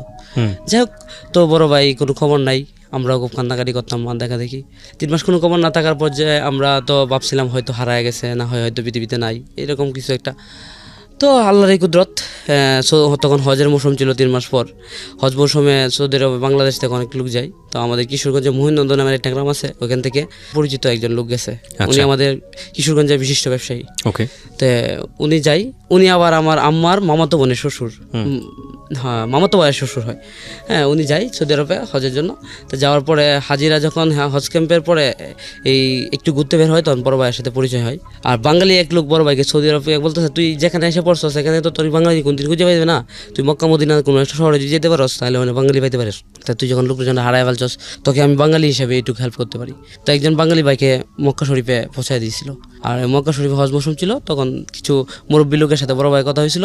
তো বড় ভাইকে দেখে ওনারা বুঝতে পারছিল যে হজি না, হ্যাঁ এখানে কাজ করে কিছু একটা। তো জিজ্ঞেস করলো, কিরে এত ছোট ছেলে তুই বাংলাদেশ থেকে আসছিস কেন এখানে? তখন ভাইয়া বললো যে আমি তো কাজ করতে আসছি, ওয়ার্কার হিসেবে আসছি। তো বললো, এত অল্প বয়সের ছেলে কেমন মা দিল ওয়ার্কার হিসেবে? সৌদি আরবের মতো দেশ, 2001-এ সৌদি আরব অনেক দূর ছিল আমাদের দেশ থেকে, কারণ তখন ইন্টারনেট ছিল না, তখন মোবাইলে কথা বলা যাইতো, তাও অনেক কষ্ট করে, 1 বাড়িতে 2 বাড়িতে মোবাইল ছিল এরকম। তো বড় ভাইকে দেখে ওনাদের অনেক করুণা হলো। তো বড় ভাই তার স্টোরিটা খুলে বললো যে আঙ্কেল আমার তো এই ঘটনা। বললো, তোর বাড়ি কোথায়? তখন বললো যে আমার বাসা কিশোরগঞ্জ। যে আমারও তো বাড়ি কিশোরগঞ্জ। ও আচ্ছা ঠিক আছে, কিশোরগঞ্জ তোর কোন বাড়ি, কোথায় বাড়ি? খায় আল্লাহ, কী বলস তুই আমার ভাতিজা? তুই উনার ভাতিজা মানে আমার ভাতিজা, তুই এখন বল তুই কী চাস বা কী করতে চাস? তখন উনি ওনার কাছে বড় ভাই বললো যে আমি তো এখানে একটা ব্যাংকে কাজ পাইছি, আমি এখানে একটা ব্যাংকে অফিস সহায়ক হিসেবে কাজ পাইছি একটা বাঙালির মাধ্যমে। তখন ভাই একটা চাকরি পাই অফিস সহায়ক। আমি এখানে ঘুরতেছি এই উদ্দেশ্যে যে আমার কিশোরগঞ্জে কোনো হাজি পাই কিনা, যার মাধ্যমে আমি বাংলাদেশে আমার একটা মানে মেসেজ পাঠাইতে পারবো যে আমি আছি, আমি আমার মার কাছে আবার ফিরে আসবো কোনো এক সময়, বা মার সাথে আমি কথা বলবো, সুযোগ হইলেই হয়তো। এরকম একটা মেসেজ পাঠানোর জন্য আমি লোক খুঁজছিলাম। নাতি পৃথিবীতে বাস্তা, পৃথিবীতে তো অনেক মানুষ অনেক কিছু এই নেয় না, অনেকের সাহায্য করতে চায় না, তা আমি তুই কি দিবি আমাকে কাছে বাংলাদেশে নিয়ে যাওয়ার জন্য, আমি সবই তোর নিব, এরকম উনি ভাইয়াকে বললো। তো ভাইয়া বললো যে আপনাকে তো এক হিসেবে আপনি আমার নানা হন, এক হিসেবে আমার চাচু হন, তা বড় ভাই আমাদের জন্য কেলনা পিস্তল, তারপর আম্মার জন্য তবজি নামাজে বিছনা, আমার 7 কাকার জন্য 7টা নামাজে বিছনা এরকম পাঠাইছিল। আমরা আব্বা কাকারা তখন 7 ভাই ছিল, তো এগুলা অনেক কিছুই কার্টুন ভর্তি করে পাঠাইছিল তখন বড় ভাই প্রথম মান্থের বেতন দেওয়া। হ্যাঁ, পাঠানোর পরে তো উনি বাংলাদেশে আইসিয়া সর্বপ্রথমেই চাচুর বাসায় চলে যায়। ওনার বাসাতে না গিয়া চাচুর বাসায় গিয়ে বলতেছে যে সালাম সাহেব আমি তো খবর নিয়ে আসছি, আপনি বাতি যাই। এই তখন তো চাচু মানে এত খুশি হয়েছিল, মানে ওই রাত্রে আর বাসায় ওই লোকটা ব্যাক করতে দেয় নাই, চাচুর বাসাতে রেখে দিয়েছিল। আর আমার আম্মাকে খবর দিয়ে নিয়ে হয়েছিল। আর আম্মা তো মানে এক দৌড়, আমার আম্মা মানে কোনোদিন আজ পর্যন্ত দেখি না বাড়ির বাইরে মানে বুকরা ছাড়া যাইতে, মানে উনি পদ্মা করেন আমার নানু থেকে হয়তো প্রাপ্য। তো আম্মু ওই দিন মানে শুধু কাপড় পরা যেভাবে বাসায় থাকতো এভাবে বাসা থেকে বের হয়ে মানে ওনার বাসায় উদ্দেশ্যে রওনা দিয়েছিল। তো আমি পিছনে পিছনে আম্মার বুকরাটা নিয়ে গেছিলাম। আমি ওইটা বুঝতেছিলাম যে আম্মা হয়তো এখন এই চিন্তায় নাই, এই জন্য বুকরাটা পরে নাই। তো রিক্সাতে উঠে আমি আমাকে বুকরাটা পরতে দিই, আম্মা বুকরা মাথাটা শুধু পড়ছিল। গেছিলাম, তারপরে উনি বললো যে না ভালো আছে, ছেলে অনেক ট্যালেন্ট, ওখানে কাজ পাইছে, ভালোই কাজ করতেছে। তো যাই হোক, এরকম খবর পাওয়ার পরে তো আম্মা অনেক খুশি, মহা খুশি। তো আমরা গিফটগুলো বাসাতে নিয়ে আসলাম, আসে আমাদের আত্মীয় স্বজনকে দেখাইলাম, সবাই খুবই খুশি। এরই 3 দিন পরে বড় ভাই একটা মোবাইল নাম্বার দিয়ে দেয়, যে ওনার অফিসের মোবাইল নাম্বার। আর উনি ফোন করার জন্য আমাদের কোনো নাম্বার ওনার কাছে এখন আপাতত নাই, তো এর জন্য আমাদের ফোন করতে পারছে না, আমরা যেন ফোন করি। তো আমাদের স্থানীয় একটা বাজার ছিল জ্যোতিপুর বাজার, ওইখান থেকে 60 টাকা মিনিট তখন ফোন করতে হইতো বিদেশ সৌদি আরবে। তো আম্মা আর আমি, আমার আব্বা গিয়েছিলাম, আমরা ফ্যামিলি সবাই মোটামুটি গিয়েছিলাম। আমরা ওই দোকানে গিয়া বড় ভাইয়ের সাথে প্রথম আমরা টেলিফোনে কথা বলি, তাও এই ভাইকে মিস কল দিয়েছিলাম। বাইরে মিস কল দেওয়ার পরে দোকানদার আমাদের কাছে 60 টাকা নিয়েছিল প্রতি মিনিট, পার 5 মিনিট। আমরা তখন হয়তো বুঝতাম না মোবাইল সম্পর্কে অতটা।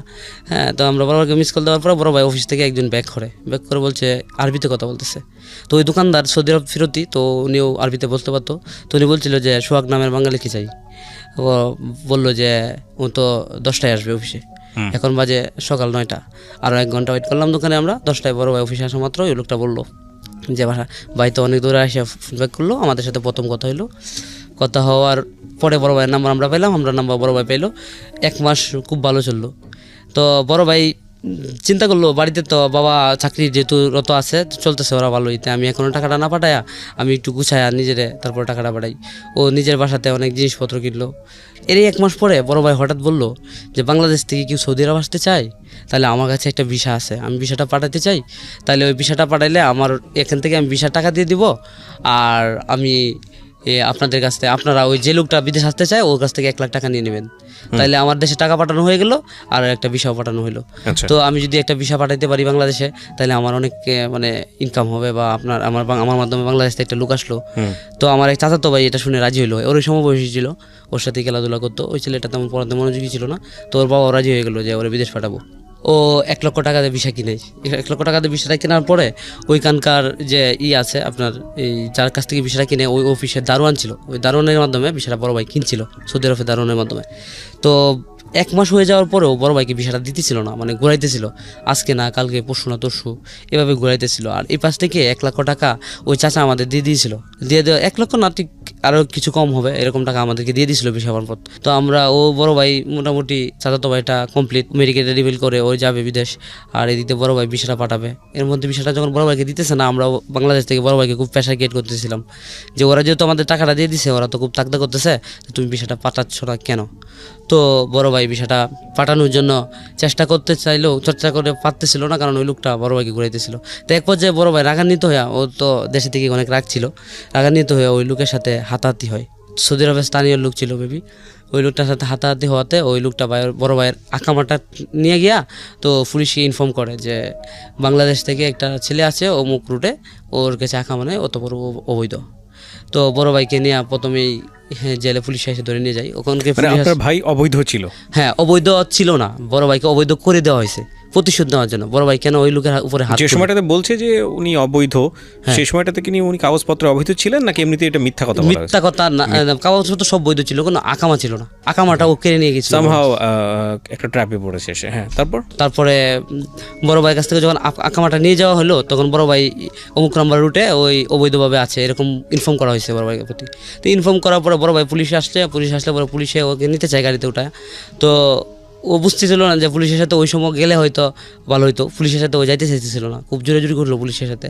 এতে পুলিশ আরও বিরক্ত হইলো, পুলিশ বিরক্ত হয়ে এক পর্যায়ে তো ওকে নিয়ে গেলো জেলখানাতে। নিয়ে যাওয়ার পরে ওর নামে অনেক রাগান্বিত হয়ে পুলিশ সুপারের কাছে বিচার দিল, ছেলেটা বাংলাদেশ থেকে আসছে, অনেক রুক্ষ, ও এরকম মারামারি করছে। তো পুলিশ সুপারের ডিসিশন এটাই ছিল যে ওর মাথাটা নেড়া করে বাংলাদেশে পাঠায় দাও।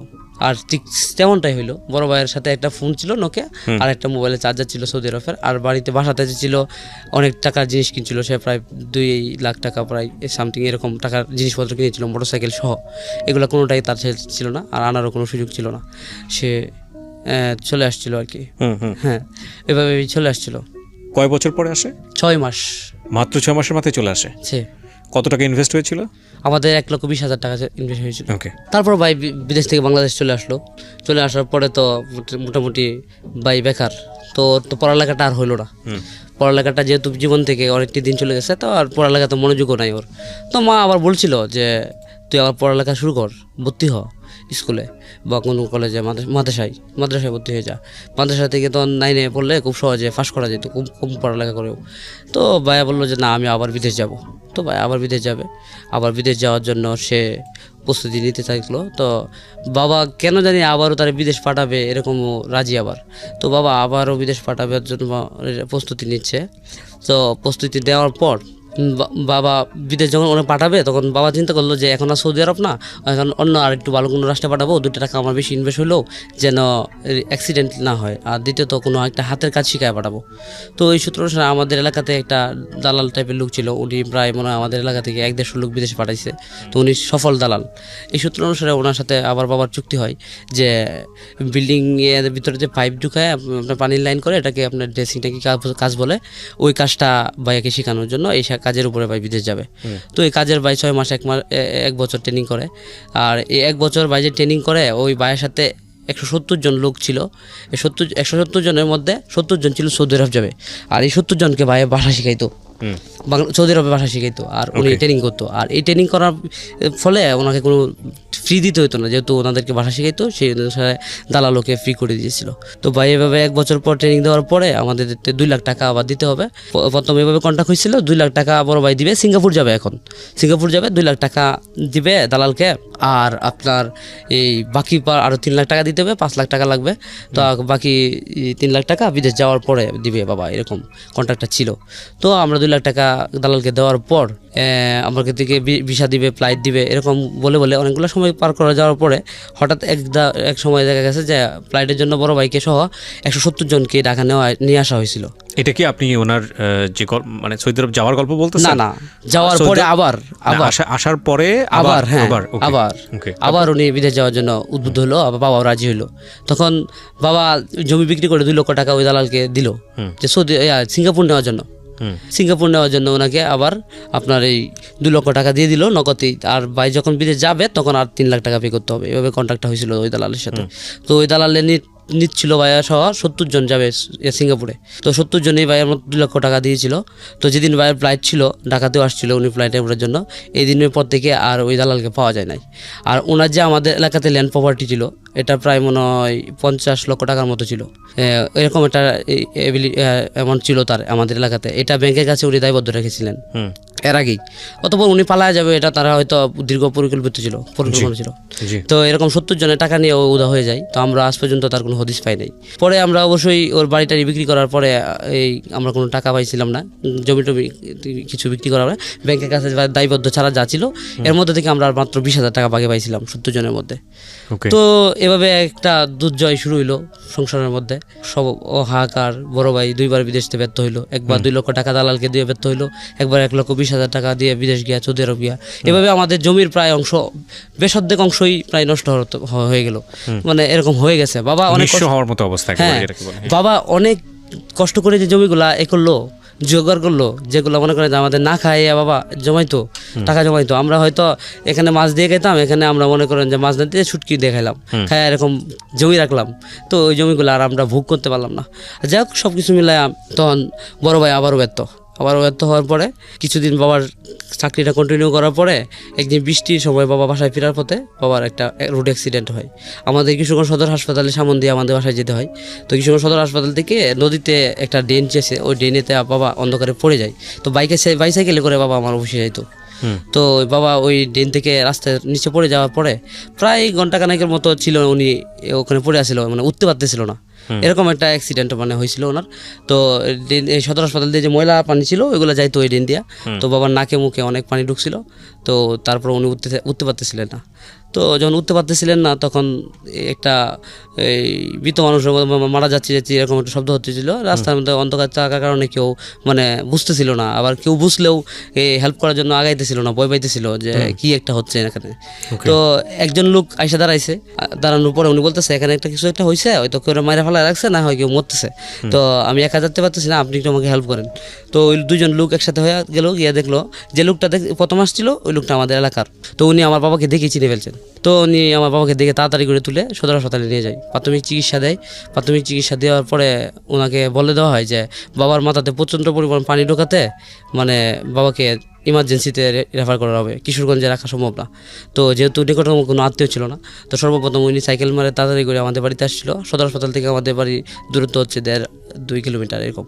তাড়াতাড়ি করে বাড়িতে আইসা, তো তখন রাত 11টা বাজতেছিল, মাকে নক করছিল যে ভাই তো হাসপাতাল অ্যাক্সিডেন্ট করছে, তাড়াতাড়ি যাইতে হবে। তো বড় ভাই আর মা গেল, আমরা বাসাতেই ছিলাম।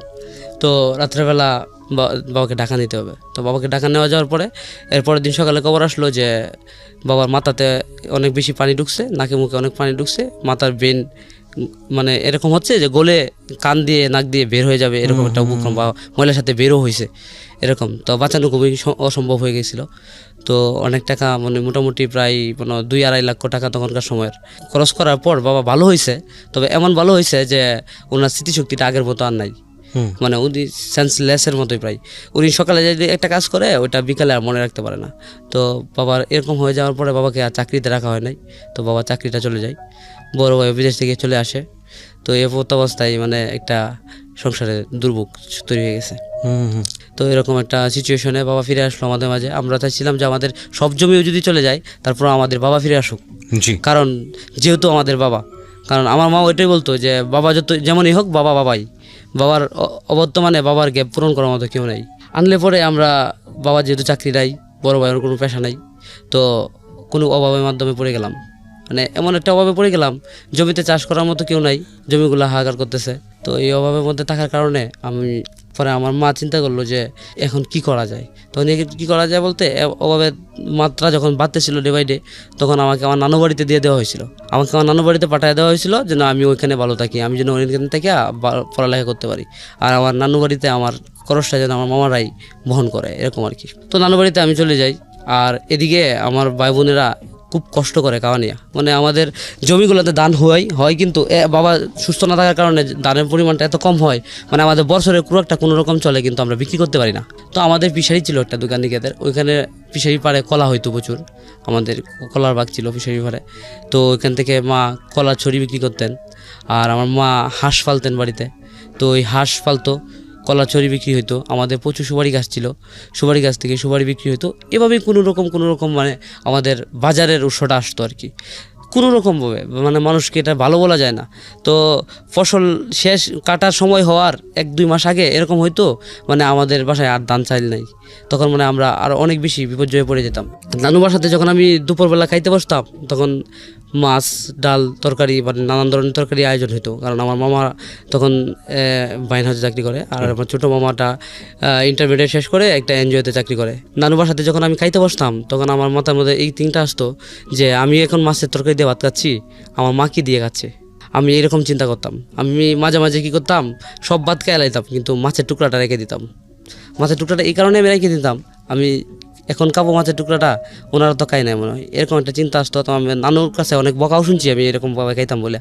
আমি লোকে এভাবে খাতাম যেন আমার কান্নাগুলো নানু না দেখে। আমার কান্নাগুলো যদি নানু দেখে তাহলে আমার মার কাছে শেয়ার করবে, আমার মার কাছে শেয়ার করলে আমার মাও কান্না করবে, আর আমার মা কান্না করুক, আমি এটা চাইতাম না। আমি তখন থেকেই এটা বুঝতাম, আমার অনুধাবন ক্ষমতাটা এটুকু ছিল।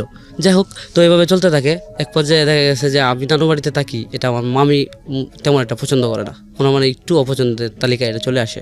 নানু অনেক রাগারাগি করে মামির সাথে আমাকে আবার রাগ করে বাড়িতে পাঠায় দেয়, যা তোর বাড়ি তুই চলে যা, তো এখানে থাকতে হবো না, আরেকজনের এখানে থাকতে হবো না, তো তুই চলে যা, তোর মতো করে তুই চল।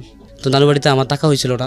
ক্লাস 5-এ যখন আমি উঠবো, ক্লাস 4 শেষ হয়েছিল তখন, না ক্লাস 5-এর প্রায় মাঝামাঝি সময় আমি চলে আসতে হয়েছিল। তখন আমাকে আর 5 ক্লাসে আমাদের এলাকার স্কুলে নেয় নাই, ভর্তি নেয় নাই, যেহেতু 6 মাসের মতো প্রায় প্রথম সাময়িক পরীক্ষা চলে গেছিলো। তখন আমার জীবনে আর 5 ক্লাসটা আসে নাই, আমার জীবনে 5 ক্লাসটা মিস হয়ে যায়। আমার 6-এ চলে যাই চাচার মাধ্যমে। আমি 6-এ অ্যাডমিশন নেওয়ার পরে ওই স্কুলে ড্রেস বানাইতে হইব, তো আমার কাছে ড্রেস বানানোর কোনো টাকা ছিল না। তো স্কুলে ড্রেস ছাড়া যদি যাইতাম তাহলে স্যারেরা অনেক মারতো। আমার মানে আমার সব ফ্রেন্ডেরাই ড্রেস বানাই লাইছিল। আমি ক্লাসের সবার লাস্টের বেঞ্চে গিয়ে লুকায় বসতাম, কারণ স্যারেরা যেন চুকে না পড়ে যে আমার পরনে ড্রেস নাই। কিন্তু স্যারেরা চুক তো আর ফাঁকি দেওয়া যেত না, কারণ আমাদের ক্লাসরুমে তেমন ছাত্র ছিল না, প্রায় 25-30 জন ছাত্র ছিল। তো স্যার দেখতো যে আমার পরনে ড্রেস নাই, তো স্যার আমার এখানে জিজ্ঞেস করতো যে তোমার পরনে ড্রেস নাই, এটা তো আমি বিলিভ করতে পারি না, কারণ তোমার ফ্যামিলিতে এরকম হওয়ার কথা না, তুমি অত অগুছল হওয়ার কথা না, তোমার পরনে ড্রেস টাকা যায়। কিন্তু আমি তো স্যারের কাছে শেয়ার করতে পারতাম না যে আমার কাছে ড্রেস কেনার টাকা নাই। তো আমি আমার যে প্রাইমারি স্কুলে যে ড্রেস ছিল, আপনাদের বাসার সামনে একটা প্রাইমারি স্কুল ছিল, তো প্রাইমারি স্কুলে যে ড্রেস ছিল এই ড্রেসটাই আমাদের হাই স্কুলের সেম কালারের ড্রেস ছিল। তো আমার এক চাচাতো ভাই ক্লাস 5-এ পড়তো, কিন্তু ও অনেক উঁচা লম্বা ছিল, তার ড্রেস বানিয়েছিল ক্লাস 5-এ পড়ার জন্য। ওই ড্রেসটা ও স্কুলে না যাওয়ার কারণে রাইখে দিয়েছিল, ও একটা রাজমিস্ত্রি কি জানি কাজে গেছিল গা, ও আর পড়ালেখা করে না। তো ওর ড্রেসটা মা একদিন আমাকে আইনে দিছিল। তো আমার সবার বড় বোন এসএসসি পাস করছে। এসএসসি পাস করার পরে আমাদের এলাকার মধ্যে একটা ব্রাক থেকে একটা সংস্থা আসছে, এটা পাঠাগার, মেয়েদেরকে এলাকার মেয়েদেরকে স্কুল টাইমের পরে বিকালবেলা এই নানান ধরনের শিক্ষা দেওয়া হয়, পারিবারিক শিক্ষা, সামাজিক শিক্ষা। এই বইগুলোর মাধ্যমে ব্রাক থেকে দেয় বইগুলো, ওইগুলো আমার বোন পড়ে পড়ে ওদেরকে শোনাবে, এরকম ছিল আমার বোনের কাজ। আর এই স্কুলে বোনের চাকরি নেই, আমাদের এই যেন একটু সচ্ছলতা ফিরে আসে, বোন যেন একটু হেল্প করতে পারে আমাদেরকে এরকমভাবে। আর ওই ভাইটা তেমন কোনো কাজে যাইতো না, ও খুব মানে ছিল, মানে অলস টাইপের ছিল। আজকে হয়তো ভাই আমার গল্পটা যদি কোনো সময় শুনে তাহলে হয়তো মনে কষ্ট পাইতে পারে, ভাইকে আমি কষ্ট দেওয়ার জন্য বলছি না। হ্যাঁ ভাই, তোমার আপনি আসলে সিনারিওটা বলছেন যে কি কারণে আমার ফ্যামিলি সাপোর্ট করেছে, কি কারণে আমার ফ্যামিলিতে চাপ ছিল না। মা আপনার হাঁস ফালতো, হাঁসের ডিমগুলোকে মানে জমায় জমায় রাখতো, যে আমাদের পরীক্ষার অমুকের ফিস দিতে হইব, অমুকের স্কুলে বেতন দিতে হইব, অমুকের খাতা কিনে দিতে হবে, এরকম চিন্তা করে মা আলাদা করে ডিমগুলা তুলে রাখতো, একটা ঝুড়িতে জমা করে রাখতো।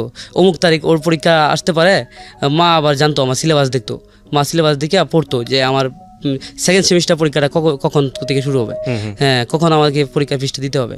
তখন আমরা কি করতাম, মাঝে মাঝে যখন তরকারি কম পড়তো ওইখান থেকে ডিম নিয়ে আমরা তরকারি ফাঁকা করে দিতাম, ভাজি করে খেতে চাইতাম।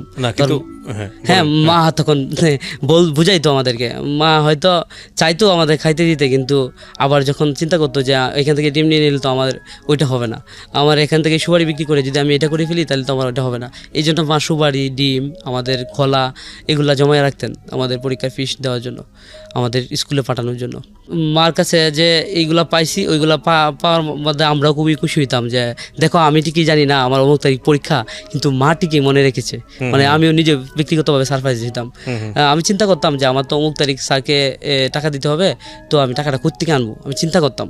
তো যখন এই স্যার টাকাটা চাওয়া শুরু করতো ক্লাসে, এর 1-2 দিন পরে আমি মাকে বলতাম, কারণ কীভাবে মার সাথে উপস্থাপন করতে যাব, মার কাছে তো কোনো টাকা নাই, আমি তো জানি মার কাছে কোনো টাকা নাই, মা কোনো কাছ থেকে টাকা পাচ্ছে না, কোথাও থেকে টাকা আমার আসছে না, তাহলে আমি মার কাছ থেকে টাকাটা নিব, মা তো কষ্ট পাবে, মা তো চিন্তা করবে যে আমি কোত্থেকে টাকা দিব, একটু মাকে একটা প্রেশার ক্রিয়েট করা হবে। তো আমি এই প্রেশার ক্রিয়েটটা করতে মানে মার কাছে লজ্জিত হইতাম, মানে যাইতে ভয় পাইতাম। কিন্তু আমার অন্য একটা ভাই ছিল, তো ওরা বুঝতো না, ওরা মার কাছে গিয়ে অনেক কান্নাকাটি করতো টাকার জন্য, মা আজকে টাকা দিতেই হবে, এমনকি যত টাকা চাঁদা ধরতো এর চেয়ে বেশি চাইতো। ওরা এরকম ছিল, কিন্তু আমি এরকম ছিলাম। তো মা ঠিকই মনে রাখতো পরীক্ষা আছে, তো এইভাবে সুন্দর করে জমায় রাখতো, ডিম, চাইল্ড এগুলো বিক্রি করে আমাদেরকে স্কুলে ফিস দিত। তো আমি স্কুলে যদি পরীক্ষার ফিস আসতো 120 টাকা, তো আমি 60 টাকা বা 150 টাকা এরকম নিয়ে যেতাম স্কুলে, এর বেশি নিতে পারতাম না। তখন স্যার আমাকে জিজ্ঞেস করতো যে আমাদের তো প্রাইভেট স্কুল, সরকারি না, সূত্র অনুসারে তুমি যদি এভাবে আসো তাহলে তো আমি তোমাকে অ্যালাউ করতে পারবো না। তখন আমি আমার এই চাচার কাছে বলতাম, আমার যে ম্যানেজিং কমিটির সদস্য, তখন রানিং ম্যানেজিং কমিটি ছিল না, তো সাবেক ম্যানেজিং কমিটির সদস্য ছিল, ওনার কাছে আমি বলতাম। তো উনি আমাকে একটা স্লিপ লিখে দিত, মানে এই স্লিপটা লিখে দিত যে খুবই গরিব, মানে চাচার লজ্জা লাগতো যদিও, চাচার ভাতিজা আমি, তো এই স্লিপটা লিখে দিত যে ওই ছেলেটা দিতে পারবে না, অক্ষম, তো ওকে একটু বিনা বেতনে অধ্যয়নের সুযোগ করে দেওয়া হোক। তো আমি ক্লাসে গিয়ে এটা অ্যাপ্লাই করার পরে স্যার আমাকে এভাবে সুযোগ করে দিত। আমার মা আমাকে কবিতা আবৃত্তি শিখিয়ে দিত, আমাকে এরকম শিখিয়ে দিত, বক্তৃতা অভিতস্তি বক্তৃতা সাজা আপন মনে অভিনয় করে।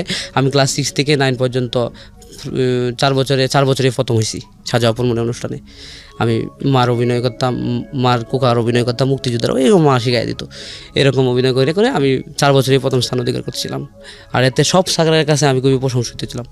যাই হোক, এক পর্যায়ে আমি যখন ক্লাস 9-এ আসি, তখন আমাদের সংসারের অবনটনটা এত পরিমাণে বেড়ে যায় যে আর সামনে আগানোর কোনো সুযোগ থাকে না।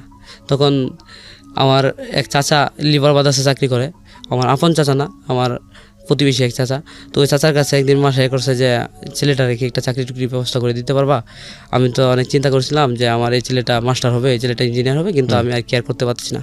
ওর বাবা যেহেতু অ্যাবনর্মালের মতোই প্রায়, কারণ এই ফ্যামিলির দিকে তার কোনো নজর নাই।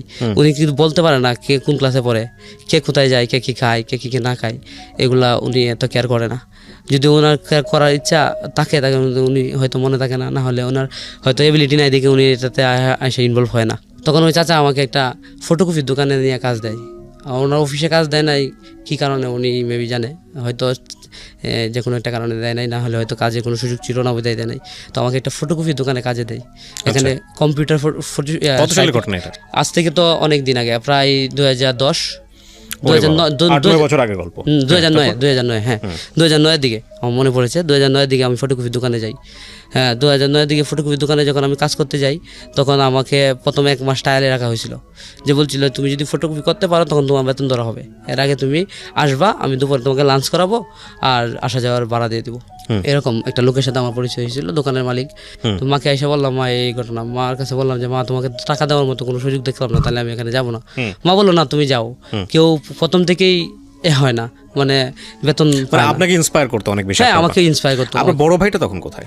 বড় ভাইটা তো তখন এই যে আমাদের স্থানীয় একটা বাজারে আপনার একটা অরণ্য সুপার একটা বাস কাউন্টার নিয়েছিল। ও আচ্ছা, রাইট। হ্যাঁ, অরণ্য সুপার বিয়ে শাদী করেনি তখন? না, বিয়ে শাদী তখন করেনি।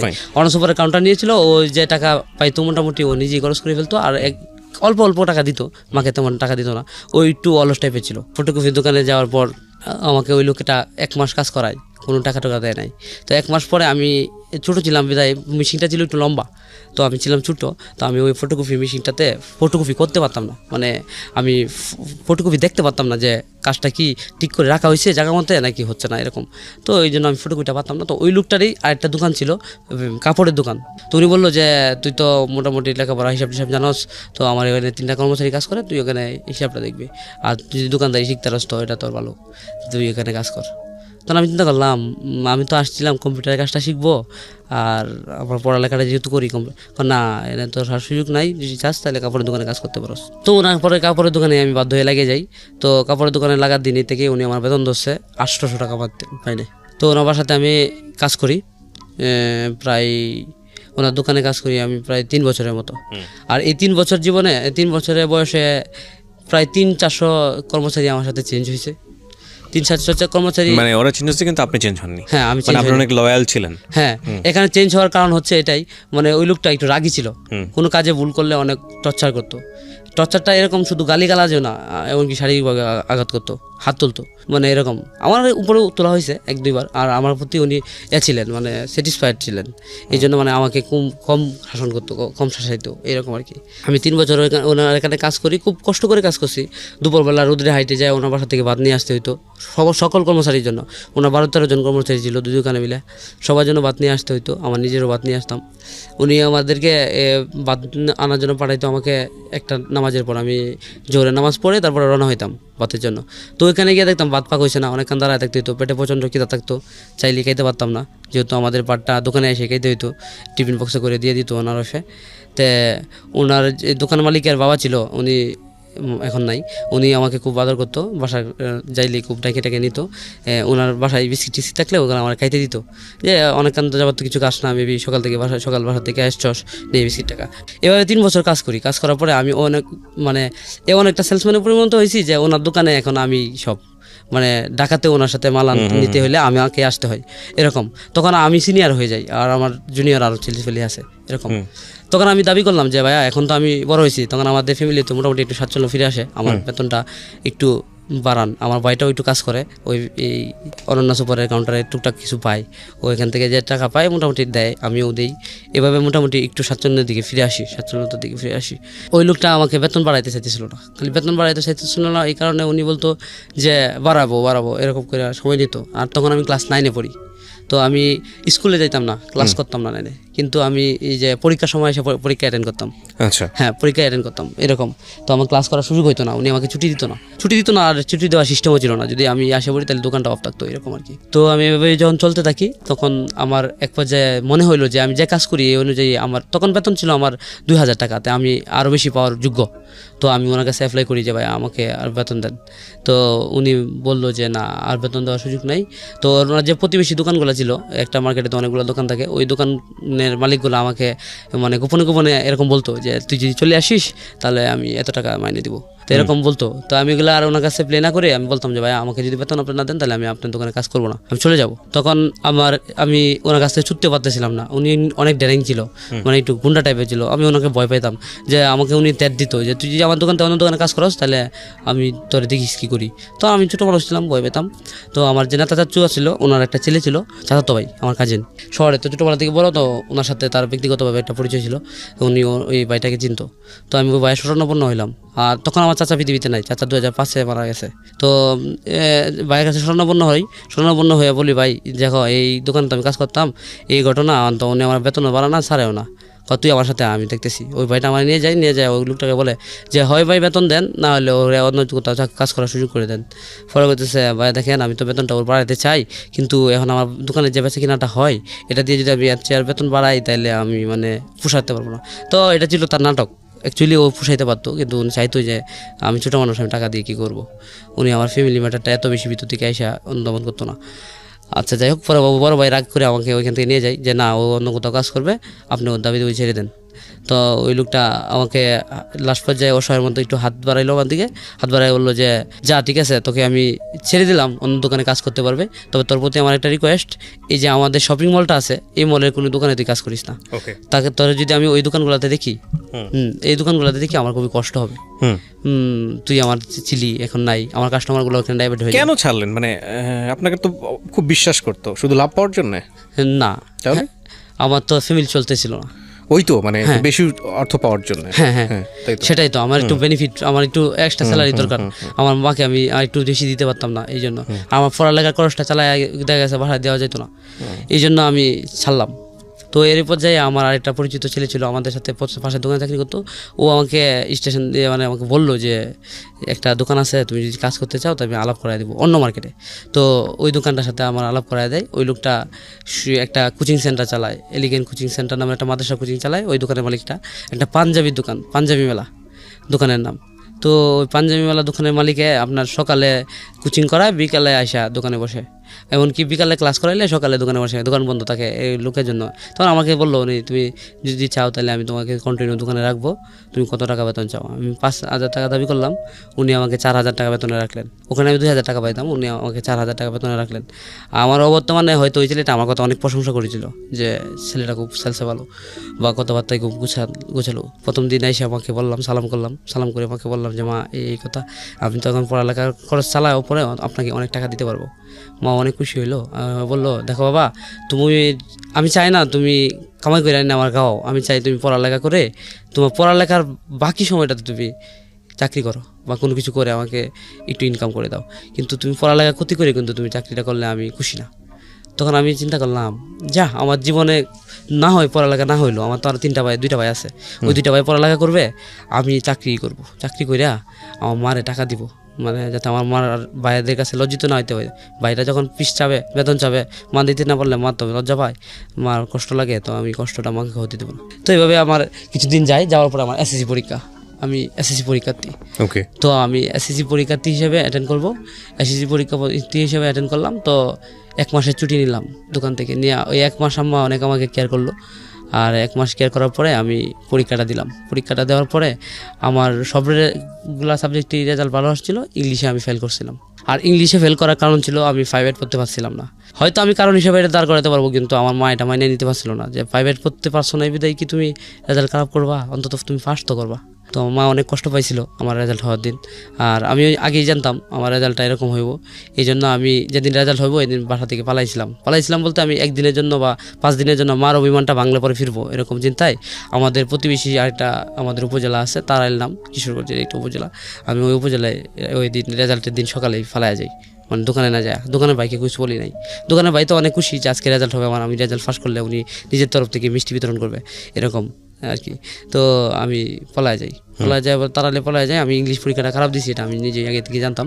তো আমি ওইখানে পলায় যাওয়ার পরে তো রেজাল্ট হয়, রেজাল্ট হওয়ার পরে মা তো বুঝছে রেজাল্ট পাইছে, পায় মা মানে আমাকে দোষারোপ করে নাই, কারণ মা তো জানতো আমার বিষয়টা যে আমি প্রাইভেট পড়তে পারতাম না, আমি ভালো বই পাইতাম না, আমি ভালো গাইড পাইতাম না, ভালো সাজেস্ট কেউ ছিল না। মা পর্যন্ত 9 পর্যন্ত বসছে, এসএসসি বিষয়টা এতটা বুঝতো না, এই জন্য আর কি মা অতটা হার্ডলি না নিয়ে আমাকে বাসায় ব্যাক করার জন্য, মানে তখন আমি একটা মোবাইল চালাইতাম, নকলা নাম মোবাইলটার, এরকম একটা মোবাইল চালাতাম। মা ওই মোবাইলে অনেকবার কল করছে, আমি সুইচ অফ করে রাখছিলাম। পরে এক সময় মনে হইলো যে মা তো মনে হয় আমাকে অনেক খুঁজছে, রাত হয়ে গেছে 11টা, মা মনে হয় আমার জন্য কান্না করতেছে। তা মা কান্না করতেছে, মাকে চিন্তিত রাখা হয়তো ঠিক হবে না, আচ্ছা একবার হ্যালো বলে দেখি কি বলে মা, যদি রাগা নিতে হয় তাহলে আমি আসবো না, আর যদি মা দেখি সফটলি কিছু বলে তাহলে আমি ব্যাক করবো। এরকম একটা থিঙ্ক নিয়ে আমি মার সাথে কথা বলছি রাত 11টায়। হ্যালো মা, তুমি শুনতে পাচ্ছ আমায়? মা বললো যে বাবা তুমি রেজাল্ট খারাপ করছো বলে কি বাসা থেকে চলে যেতে হবে? পৃথিবীতে কি রেজাল্ট অনেকেই খারাপ করে না? আমি তো এমনও শুনছি মানুষ 3বার ফেল করে নবায়ন করে পরীক্ষা দিয়ে পাস করে, রেজিস্ট্রেশনের ম্যাচ চলে যায়। তোমার তো মাত্র 1বার হয়েছে, তা তুমি এমন করলা কেন? তুমি কালকে বাড়িতে আসো, আইসা আবার আরেক বছর পরে পরীক্ষা দিবা, তুমি প্রিপারেশন নাও। এরকম কথাবার্তা মা অপর প্রান্ত থেকে বলতেছিল। তো আমি শুনে এত খুশি লাগছিল আমার যে আমার মা পৃথিবীর সেরা মা, আমার মা মানে আমাকে অনেক ভালোবাসে, বা আমার মার মতো সব মা হইলে এমন আরও সব ছাত্রের জীবনে এরকম সাফল্য বই আনতো। এর মধ্যে বড় ভাইটার একটা চাকরি হয়, সে একটা বাইনাজে চাকরি পায়, আর এটা আমার মামার মাধ্যমে। হ্যাঁ, তো আমার মামার মাধ্যমে চাকরি পাওয়াতে ও ভালো টাকার মাইনে পায়, আর আমিও যেহেতু কাম করছি আবার আমি ওই দোকানটাতে কন্টিনিউ করতেছি। এমন তো অবস্থায় তো আমি পরবর্তীতে আবার রেজাল্ট পরীক্ষা দিলাম। পরবর্তীতে আমি আবার পরীক্ষা দেওয়ার পরে আমি ওই বিষয়টারই সাবজেক্ট কোড ভুল করলাম পরীক্ষাতে। সাবজেক্ট কোড ভুল করার পরে আবারও আমার রেজাল্টটা খারাপ আসে। রেজাল্টটা খারাপ হওয়ার পরে এখন মার কাছে কীভাবে কামব্যাক করবো এটা আমি নিয়ে খুবই চিন্তিত ছিলাম। কিন্তু যাই হোক যে কোনো এক পর্যায়ে এবার আর পালাইলাম না, পালানিটা বুক আমি বুঝতে পারছিলাম। তো এইবার সরাসরি বাসায় চলে আসলাম, আর মার কাছে বললাম যে মা আমি এটা মেবি ভুল করছিলাম, পরীক্ষাটা আমি অনেক ভালো দিছি। পরে মা কি বলবো কান্নাকাটি করলো কিছুক্ষণ, যে তোমার জীবনে কেন এমন আসবে, তোমার আরও তো ভাই বোন পড়ালেখা করছে, সবাই তো এক সাথে পাস করছে এবং ভালো রেজাল্ট করছে। এরকম তো কষ্ট পাওয়ার পরে তখন আমি চিন্তা করছি আমি আর পড়ালেখা করবো না, আমি চাকরিটা কন্টিনিউ করবো আর আমার ভাইদেরকে হেল্প করবো পড়ালেখা করতে, ওদেরকে পড়ালেখা করাবো, এরকম চিন্তা করছি। তো আমার মা এটাতে রাজি না। আমার মা বলতেছে আবারও তুমি পরীক্ষা দিবা, আর এখন পরীক্ষাটা দিবা তুমি দোকানে না গিয়া, দোকানে তোমার যাওয়া লাগবে না, আর কোনো দোকানে যাবে না, তুমি কোনো চাকরি করবে না, তুমি বাড়িতে থেকে পরীক্ষা দিবা। তখন আমি আমার মাকে বললাম আম্মা একটাই তো সাবজেক্ট শুধু ইংলিশ, তো আমি 6 মাস অন্তত দোকানে যাই, 6 মাস পর থেকে আমি আবার ভালো করে পড়ালেখা করবো। মা আমি তাইলে তোমার উপরে এইভাবে ছাড়বো, তুমি আমাকে কথা দিবা যে তুমি এবার রেজাল্টটা ভালো করতে যাচ্ছ বা তুমি ভালো মাস্ট করবাই, তাইলে আমি তোমাকে দোকানে যাইতে দেবো, নাহলে তোমাকে আমি আর দোকানে যাইতে দেবো না। তখন মার কাছে অভাবটা একটু গুছায় গেছে, কারণ বড় ভাইটা চাকরি পাইছে, বোনটাও হেল্প করে, বোনটা পাটাকার পড়া, তো ও অনেক সবরি মানুষ ছিল, খুব সঞ্চয়ী ছিল। ও আপনার এই মুষ্টির চাইল জমায় রাখতো, রাইকা ওর মানে এই করতো, পড়ালেখা খরচ চালাইতো। যাই হোক, তখন আমি তৃতীয়বার যখন আবার পরীক্ষা দিব এসএসসি, তখন 2012 সালে প্রথম আমি 2010-এ পরীক্ষা দিই। তো 2012 সালে পরীক্ষা দিব, তখন আমি চিন্তা করলাম যে আমি অবশ্যই সাকসেস হব। আমি 6 মাস পরে না, আমি 3 মাস বাকি থাকতে ফর্ম ফিল আপ করার পর থেকে দোকান ছেড়ে দিছি, 3 মাস বাড়িতে চলে আসছি। টাকাটা প্রয়োজন ছিল তারপর দোকান ছেড়ে দিই? হ্যাঁ, টাকাটা প্রয়োজন ছিল, তারপর আমি দোকানটা ছেড়ে দিছি মার ইচ্ছা ছিল আমার এবারে রেজাল্টটা ভালো করতেই হবে। আর আমি রেজাল্ট ভালো করি এটা আমার কাছে আমি চ্যালেঞ্জ করছি, যে কথা দিছি, চ্যালেঞ্জ ঠিক না, মাকে আমি কথা দিছি যে আমি এবার রেজাল্টটা ভালো করবো। আর মার এই অনুপ্রেরণায় আমি তৃতীয়বার, এক পর্যায়ে আমি পড়ালেখা করবোই না এরম নিয়ত করে ফেলছিলাম, কিন্তু মার অনুপ্রেরণায় আবার আমি তৃতীয়বার পরীক্ষা দিতে প্রস্তুতি নেই। এভাবে মা কষ্ট করতে করতে আমি এক পর্যায়ে পরীক্ষা অ্যাটেন্ড করলাম এবং খুব ভালো মার্কে পাস করলাম। আর এতে রেজাল্টটা তো মার জন্য। কত সালে দিলেন আপনি? 12 সালে পাস করছি। 2012 সালে এসএসসি পাস করে তারপরে আমি ওই পাঞ্জাবিওয়ালা দোকানটাতে আবার অ্যাটেন্ড করলাম। ওই লোকটা আমাকেই তো চাইতো, আবার ফিরে যাইতাম আমি, আর উনিও আমাকে নিয়ে এই দোকানটা চালাইতো। তো এর মধ্যে 2012 প্লাস 13, 14, 15 পর্যন্ত আমি ওনার দোকানে কাজ করি আর পড়ালেখা কন্টিনিউ করি, ইন্টারমিডিয়েট করি। আমি ইন্টারমিডিয়েটে এক্সান্সে পাস করি আর ইন্টারমিডিয়েটে খুব ভালো রেজাল্ট করি, আর এটার পিছনেও আমার অবদান ছিল। আর ওই লোকটা আমাকে কলেজে মানে খরচটা বহন করতো, ওই মালিকই আমার কলেজে খরচটা বহন করতো। মা শুধু আমাকে সাপোর্ট দিয়ে যেত যে পড়ো। আর এইভাবে আমি পড়তে ইন্টারমিডিয়েটটা আমি পাস করি 2014 সালে। 2014 সালে ইন্টারমিডিয়েট পাস করার পর আমি আপনার এই টপ 10-এর একটা নিয়োগ দেখি। টপ 10 একটা প্রাইভেট কোম্পানি, সারা বাংলাদেশে তার একটা 46টা শাখা আছে। ওইটার মালিকটা আমাদের কিশোরগঞ্জেরই টপ 10। তো এই কিশোরগঞ্জের মালিকের দোকান টপ 10। তো এখানে একটা সার্কুলার আসে, আমাদের কিশোরগঞ্জে একটা টপ 10 মার্ট নামে একটা শাখা হবে, এখানে কোম্পানির শোরুম, এখানে বেশ কয়েকজন লোক নিয়োগ দিবে। তো টপ 10-এর যে আগে একটা ছোট্ট দোকান ছিল টপ 10-এর কিশোরগঞ্জে, ওখানে যারা কাজ করতো ওদের সাথে আমার একটা বায়বাদার সম্পর্ক ছিল, যেহেতু আমি সেলসের সাথে জড়িত ছিলাম। ওনারাও সেলস করতো, প্রোডাক্ট সেল করতো, কাপড় সেল করতো, ওনার সাথে একটা বায়বাদার সম্পর্ক ছিল। ওনাদের মাধ্যমে আমি ওইখানে অ্যাপ্লাই করি যে কীভাবে করতে হবে। তো আমি ওখানে অ্যাপ্লাই করি। তো অ্যাপ্লাই করার পর আমি আপনার এইখানে চান্স পাই, এই টপ 10 মাঠে ইন্টারভিউর মাধ্যমে আমি চান্স পাই। আর ইন্টারভিউয়ের দিন আমি যেদিন আসবো তখন মার কাছ থেকে জানতে চাইছিলাম যে মা, আমি যদি নার্ভাস হয়ে যাই তখন কী করব। তো উনি বলতেছিল যে নার্ভাস তুমি হবা না, নার্ভাস যদি হও তাহলে তো কাজে তুমি অ্যাটেন্ড করতে পারবা না, তুমি ফেল হবা।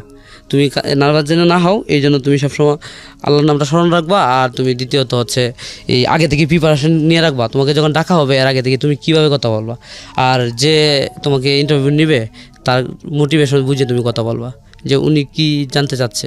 তুমি আগে বারে কোনো মা নানানভাবে মা আমাকে সাজেস্ট করে দিল।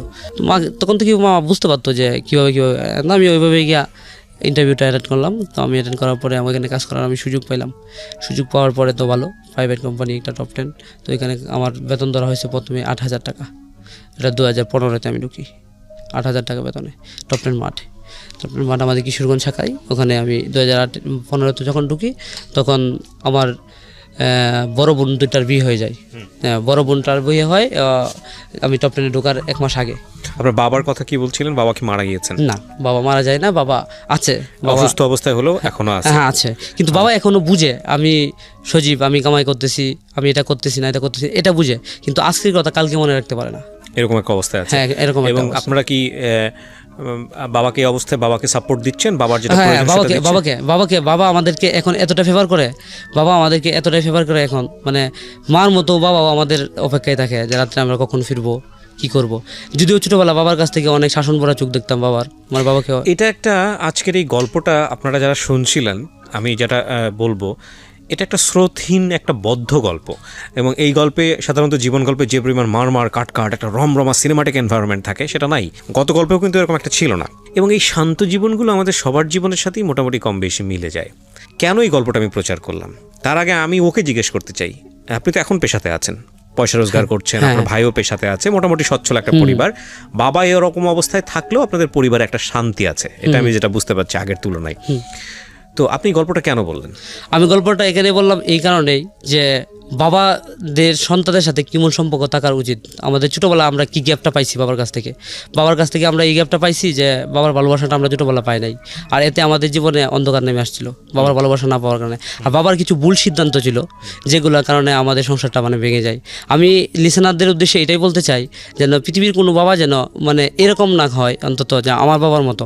কারণ আমার বাবা শুধু ভুল সিদ্ধান্ত নিত এটাও না, আমাদের উপরে টর্চার করতো এটাও না। বাবা কিন্তু আমাদেরকে বাবার যে দায়িত্বটা ছিল এটা কখনো পালন করতে পারে নাই, আর এই বাবার গ্যাপটা মাই পূরণ করতো। এটা আপনি যেটা বলেছেন, আপনার মা একটা অসাধারণ মা ছিল, সেটা আমি নিশ্চয়ই বুঝতে পারছি, কিন্তু বাবার ওই জায়গাটা থেকে দুইটা ঘটনা ঘটতে পারতো। আপনি এটা যেটা বলেছেন সেটা উচিত না, আপনার মনে কষ্ট আছে, কিন্তু দুটো ঘটনা ঘটতে পারতো, সেটা আজকের গল্পের একটা লেসন আমি মনে করি। একটা হচ্ছে যে আপনার মা হাল ছেড়ে দেন নাই, এবং আপনারা দুই ভাই, সেই দুই ভাই বিশেষ করে আপনি কোনো ভুল করেননি। আপনার বড় ভাই সৌদি আরবে গিয়ে ভুল করুক বা যেটাই করুক না কেন বাংলাদেশে ব্যাক করা এবং সৌদি আরবে আবার চেষ্টা করা, আপনাদের মতো একটা ফ্যামিলি থেকে পয়সা কড়ি ইনভেস্ট করে আবার নতুন করে দাঁড় করানোর চেষ্টা করা, এগুলো ভুল থাকলেও শেষ পর্যন্ত আপনারা একটা কিনারা করতে পেরেছেন আয় রোজগারের দিক থেকে যদি বলি, বা ফ্যামিলিটাকে একটা সম্মানের জায়গায়, পূর্বের তুলনায় একটা সম্মানের জায়গায় নিয়ে আসার জন্য, এবং সেটার পেছনে আপনার মায়ের ভূমিকা অন্যতম। কিন্তু দিন শেষে এসে এই যে বাবা এত অন্যায় করেছে, বাবা এখন বিছানায় পড়ে আছে, গতকালকে কি ঘটেছে সেটা আজকে মনে রাখতে পারে না, তারপর আপনার বাবাকে ফেলে দেননি, বাবার প্রতি সেই সম্মানটুকু আপনারা দেখিয়েছেন, আপনার মা সে সম্মানটুকু দেখিয়েছে। আমি এই কথাটা এই কারণেই বলছি যে সংসার যদি এতগুলো মানুষকে নিয়ে হয়, 8-10 জন মানুষ, তার মধ্যে একজন মানুষ, এক মানুষ এক এক রকমের, একজন মানুষ ফেল করেন, একজন মানুষ সংসারটাকে ধরে রাখার চেষ্টা করেন, একজন মানুষ সামনে দেখেন, একজন মানুষ পেছনে টেনে ধরেন, সব কিছু মিলিয়ে এই সংসারটা হচ্ছে একটা বহুমাত্রিক যুদ্ধ, এবং এই যুদ্ধে একজন মানুষের সিদ্ধান্তের কারণে পুরো সংসারটা অনেক সময় পথে বসে যেতে পারে। বাট কেউ না কেউ শক্তভাবে হাল ধরে থাকেন, তিনি হাল ছাড়তে চান না, তিনি নিরাশ হতে চান না। আপনার মা নিশ্চয়ই খুব শিক্ষিত না? শিক্ষিত কি কোন ক্লাস পর্যন্ত? আমার মা মাত্র ক্লাস 9 পর্যন্ত পড়ছে। কিন্তু তিনি যে মোটিভেশনগুলো দিয়েছেন এই ছেলেটাকে পড়াশোনা করানোর জন্য, একবার ফেল করলো, আরেকবার পরীক্ষা দাও, সেকেন্ড টাইম সে আপনার ইন্টারমিডিয়েটে এক চান্সে পাস করলো, এখন সে 8-10 হাজার টাকা মাসে রোজগার করছে, একেবারেই নিম্ন মধ্যবিত্ত পরিবারের গল্প, এবং সেই গল্পে হার না মানা গল্প। আমি বরং এই গল্পটাকে একটা স্রোতহীন নদীর সাথেই তুলনা করি বা পুকুরের সাথেই তুলনা করি না কেন, এটা বাংলাদেশের অসংখ্য মানুষের জীবনের গল্পের সাথে মিলে যাবে। সেই অর্থে আজকের এই জীবন গল্পটাতে আমরা একটা জিনিসই দেখতে চাই, যে কিছুদিন আগেও যখন আমাদের সোশ্যাল মিডিয়াতে খুব নেগেটিভ জিনিসগুলো ভাইরাল হয়, আমরা যখন দেখি যে একটা অসুস্থ বৃদ্ধ মানুষ সংসারে, সে হয়তো তার হয়তো স্পেশাল টেক কেয়ার প্রয়োজন, যেটা বাচ্চাদের জন্য প্রয়োজন হয়, এই মানুষটা পুরো জীবনটাই দিয়ে গেল সংসারে, কিংবা একটা ভুল করেছে, কিংবা যাই করুক না কেন, তখন ওই মানুষটাকে ধরে রাস্তায় ফেলে দেওয়া হচ্ছে। কিছুদিন আগে এরকম একটা ঘটনা ভাইরাল হয়েছে, আপনারা জানেন কি না, যে বাবা কোটি টাকা দিয়ে বাড়ি বিক্রি করেছে সন্তানদের জন্য, সে ভাগ বুঝিয়ে দিয়েছে, সেই বাবাকে রাস্তায় ফেলে গেছে। পরে তাকে, ছেলেটাকে ডাকা হয়েছে, সেটা মাছরাঙা টেলিভিশনে নিউজ হয়েছিল, আপনারা জানেন নিশ্চয়ই। তো এই যে ঘটনাগুলো, এগুলো এখন সোশ্যাল মিডিয়াতে আসে মানেই এগুলো এখন ঘটছে, বিষয়টা এরকম না, এগুলো অহরহ ঘটে, এবং এগুলো আমাদের সেভাবে হয়তো লাইমলাইটে আসে না, কিন্তু সোশ্যাল মিডিয়ার কল্যাণে এখন অনেক বেশি লাইমলাইটে আসে, এবং এগুলো আমাদেরকে দেখে এগুলো আমাদেরকে অসুস্থ করে দেয়। আমরা শুধু একটা কথাই বলতে চাই, যে সংসার বা জীবন মানেই এরকম নয় যে একজন মানুষ ভুল করলেই বা একজন মানুষ অন্যায় করলেই বা পরিবারের যে কেউই হোক না কেন, যেটাই হোক না কেন, সেই মানুষটা যখন বিপদগ্রস্ত তাকে ফেলে দিতে হবে, কিংবা তার কথা না ভাবলেও চলবে। আপনার মনের মধ্যে নিশ্চয়ই অনেক বড় একটা কষ্ট আছে বাবাকে নিয়ে, যে বাবা আমার সাথে ছোটবেলায় এরকম আচরণ না করলেই পারতো, কিন্তু একবারের জন্য আপনি কি বাবা হয়েছেন এখনো? না। আপনি কি বিয়ে করেছেন? করেন না? আমি বিয়ে করিনি। বিয়ে না করলে তো বাবা হওয়ার প্রশ্নই ওঠে না। একটা উদ্ভট কোশ্চেন করে ফেললাম, তারপরেও বলি, সেটা হলো যে আপনি যেদিন বাবা হবেন, যেদিন আপনি সন্তানের পিতা হবেন এবং আপনার সন্তানটা বড় হবে, তখন আপনি বাবাকে কিছুটা হলেও বুঝবেন। আচ্ছা, ঠিক। তার আগ পর্যন্ত বুঝবেন না যে বাবা কেন, এক একজন মানুষের আচরণ এক এক রকম। বাবা কোন টেনশন থেকে আপনাদেরকে জেরা করতো, বাবা কোন টেনশন থেকে আপনাদের উপরে, আপনার কাছে যেটা মনে হচ্ছে টর্চার, সেই টর্চারটা করতো, তার আগ পর্যন্ত বুঝবেন না। তবে এটা ঠিক যে ভুলের জায়গাটায় আপনার বাবাকে আরেকটা বিয়ে করেছেন? না, বিয়ে করেননি। আপনার বাবার কি আরেকটা সংসার ছিল? না। তাহলে আপনার বাবার আসলে সেই অর্থে কোনো ভুলই নাই। আপনার বাবা যে সিদ্ধান্তগুলো নিয়েছে, সেই সিদ্ধান্তগুলো যুগপৎ ছিল না, সেই সিদ্ধান্তগুলো হয়তো আপনাদের মনের মতো হয়নি, কিন্তু সেই সিদ্ধান্তগুলো তার নিজের জন্য ছিল না, আমাদেরকে বড় করার জন্য, আপনাদেরকে বড় করার জন্য ছিল, আপনাদেরকে রাইট পথে নেয়ার জন্য ছিল। সুতরাং বাবার প্রতি সম্মান কখনোই কমানো যাবে না, আমরা এখনো পর্যন্ত কমাইনি। এটাই আমি বলতে চাই, যে বাবা সফল নাই হতে পারে, মা সফল নাই হতে পারে, কিন্তু এই দুজন মানুষের কোনো বিচার হয় না, এই দুজন মানুষের কোনো বলা যেতে পারে যে তাদেরকে জাস্টিফিকেশন আনা যাবে না। তবে কিছু কিছু কেস থাকে খুবই এক্সেপশনাল, যেটা ওই যে বলে না যে আইএমএ জাহিলিয়া যুগের সময়ে আমরা একেবারে শেষ জামানায় চলে এসেছি, অভাবনীয় ঘটনা ঘটে। আমাদের একটা, আমি যদি ভুল না করে থাকি, সম্ভবত একটা হাদিস যে সেদিন পড়ছিলাম এরকম, যে পৃথিবীতে এমন একটা সময় আসবে যখন যাকে মারা হচ্ছে, কেন মারা হচ্ছে সে বুঝবে না, যে মরে গেল সেও বুঝবে না, এবং একই সাথে যে মারছে সেও বুঝবে না তাকে কেন মারছে। সো এরকম একটা সময় আমরা বসবাস করছি। তো সেই জায়গাটা থেকে শুধু এটুকুই বলার আছে যে আমরা যেন আমাদের এই ফ্যামিলি রুলসের জায়গাটাতে, ফ্যামিলি এথিক্সের জায়গাটাতে বাবা মায়ের প্রতি সম্মানটা যেন কমিয়ে না দিই। দিন শেষে একটা কথা আমরা সবাই যেন মনে রাখি, এই যে আমরা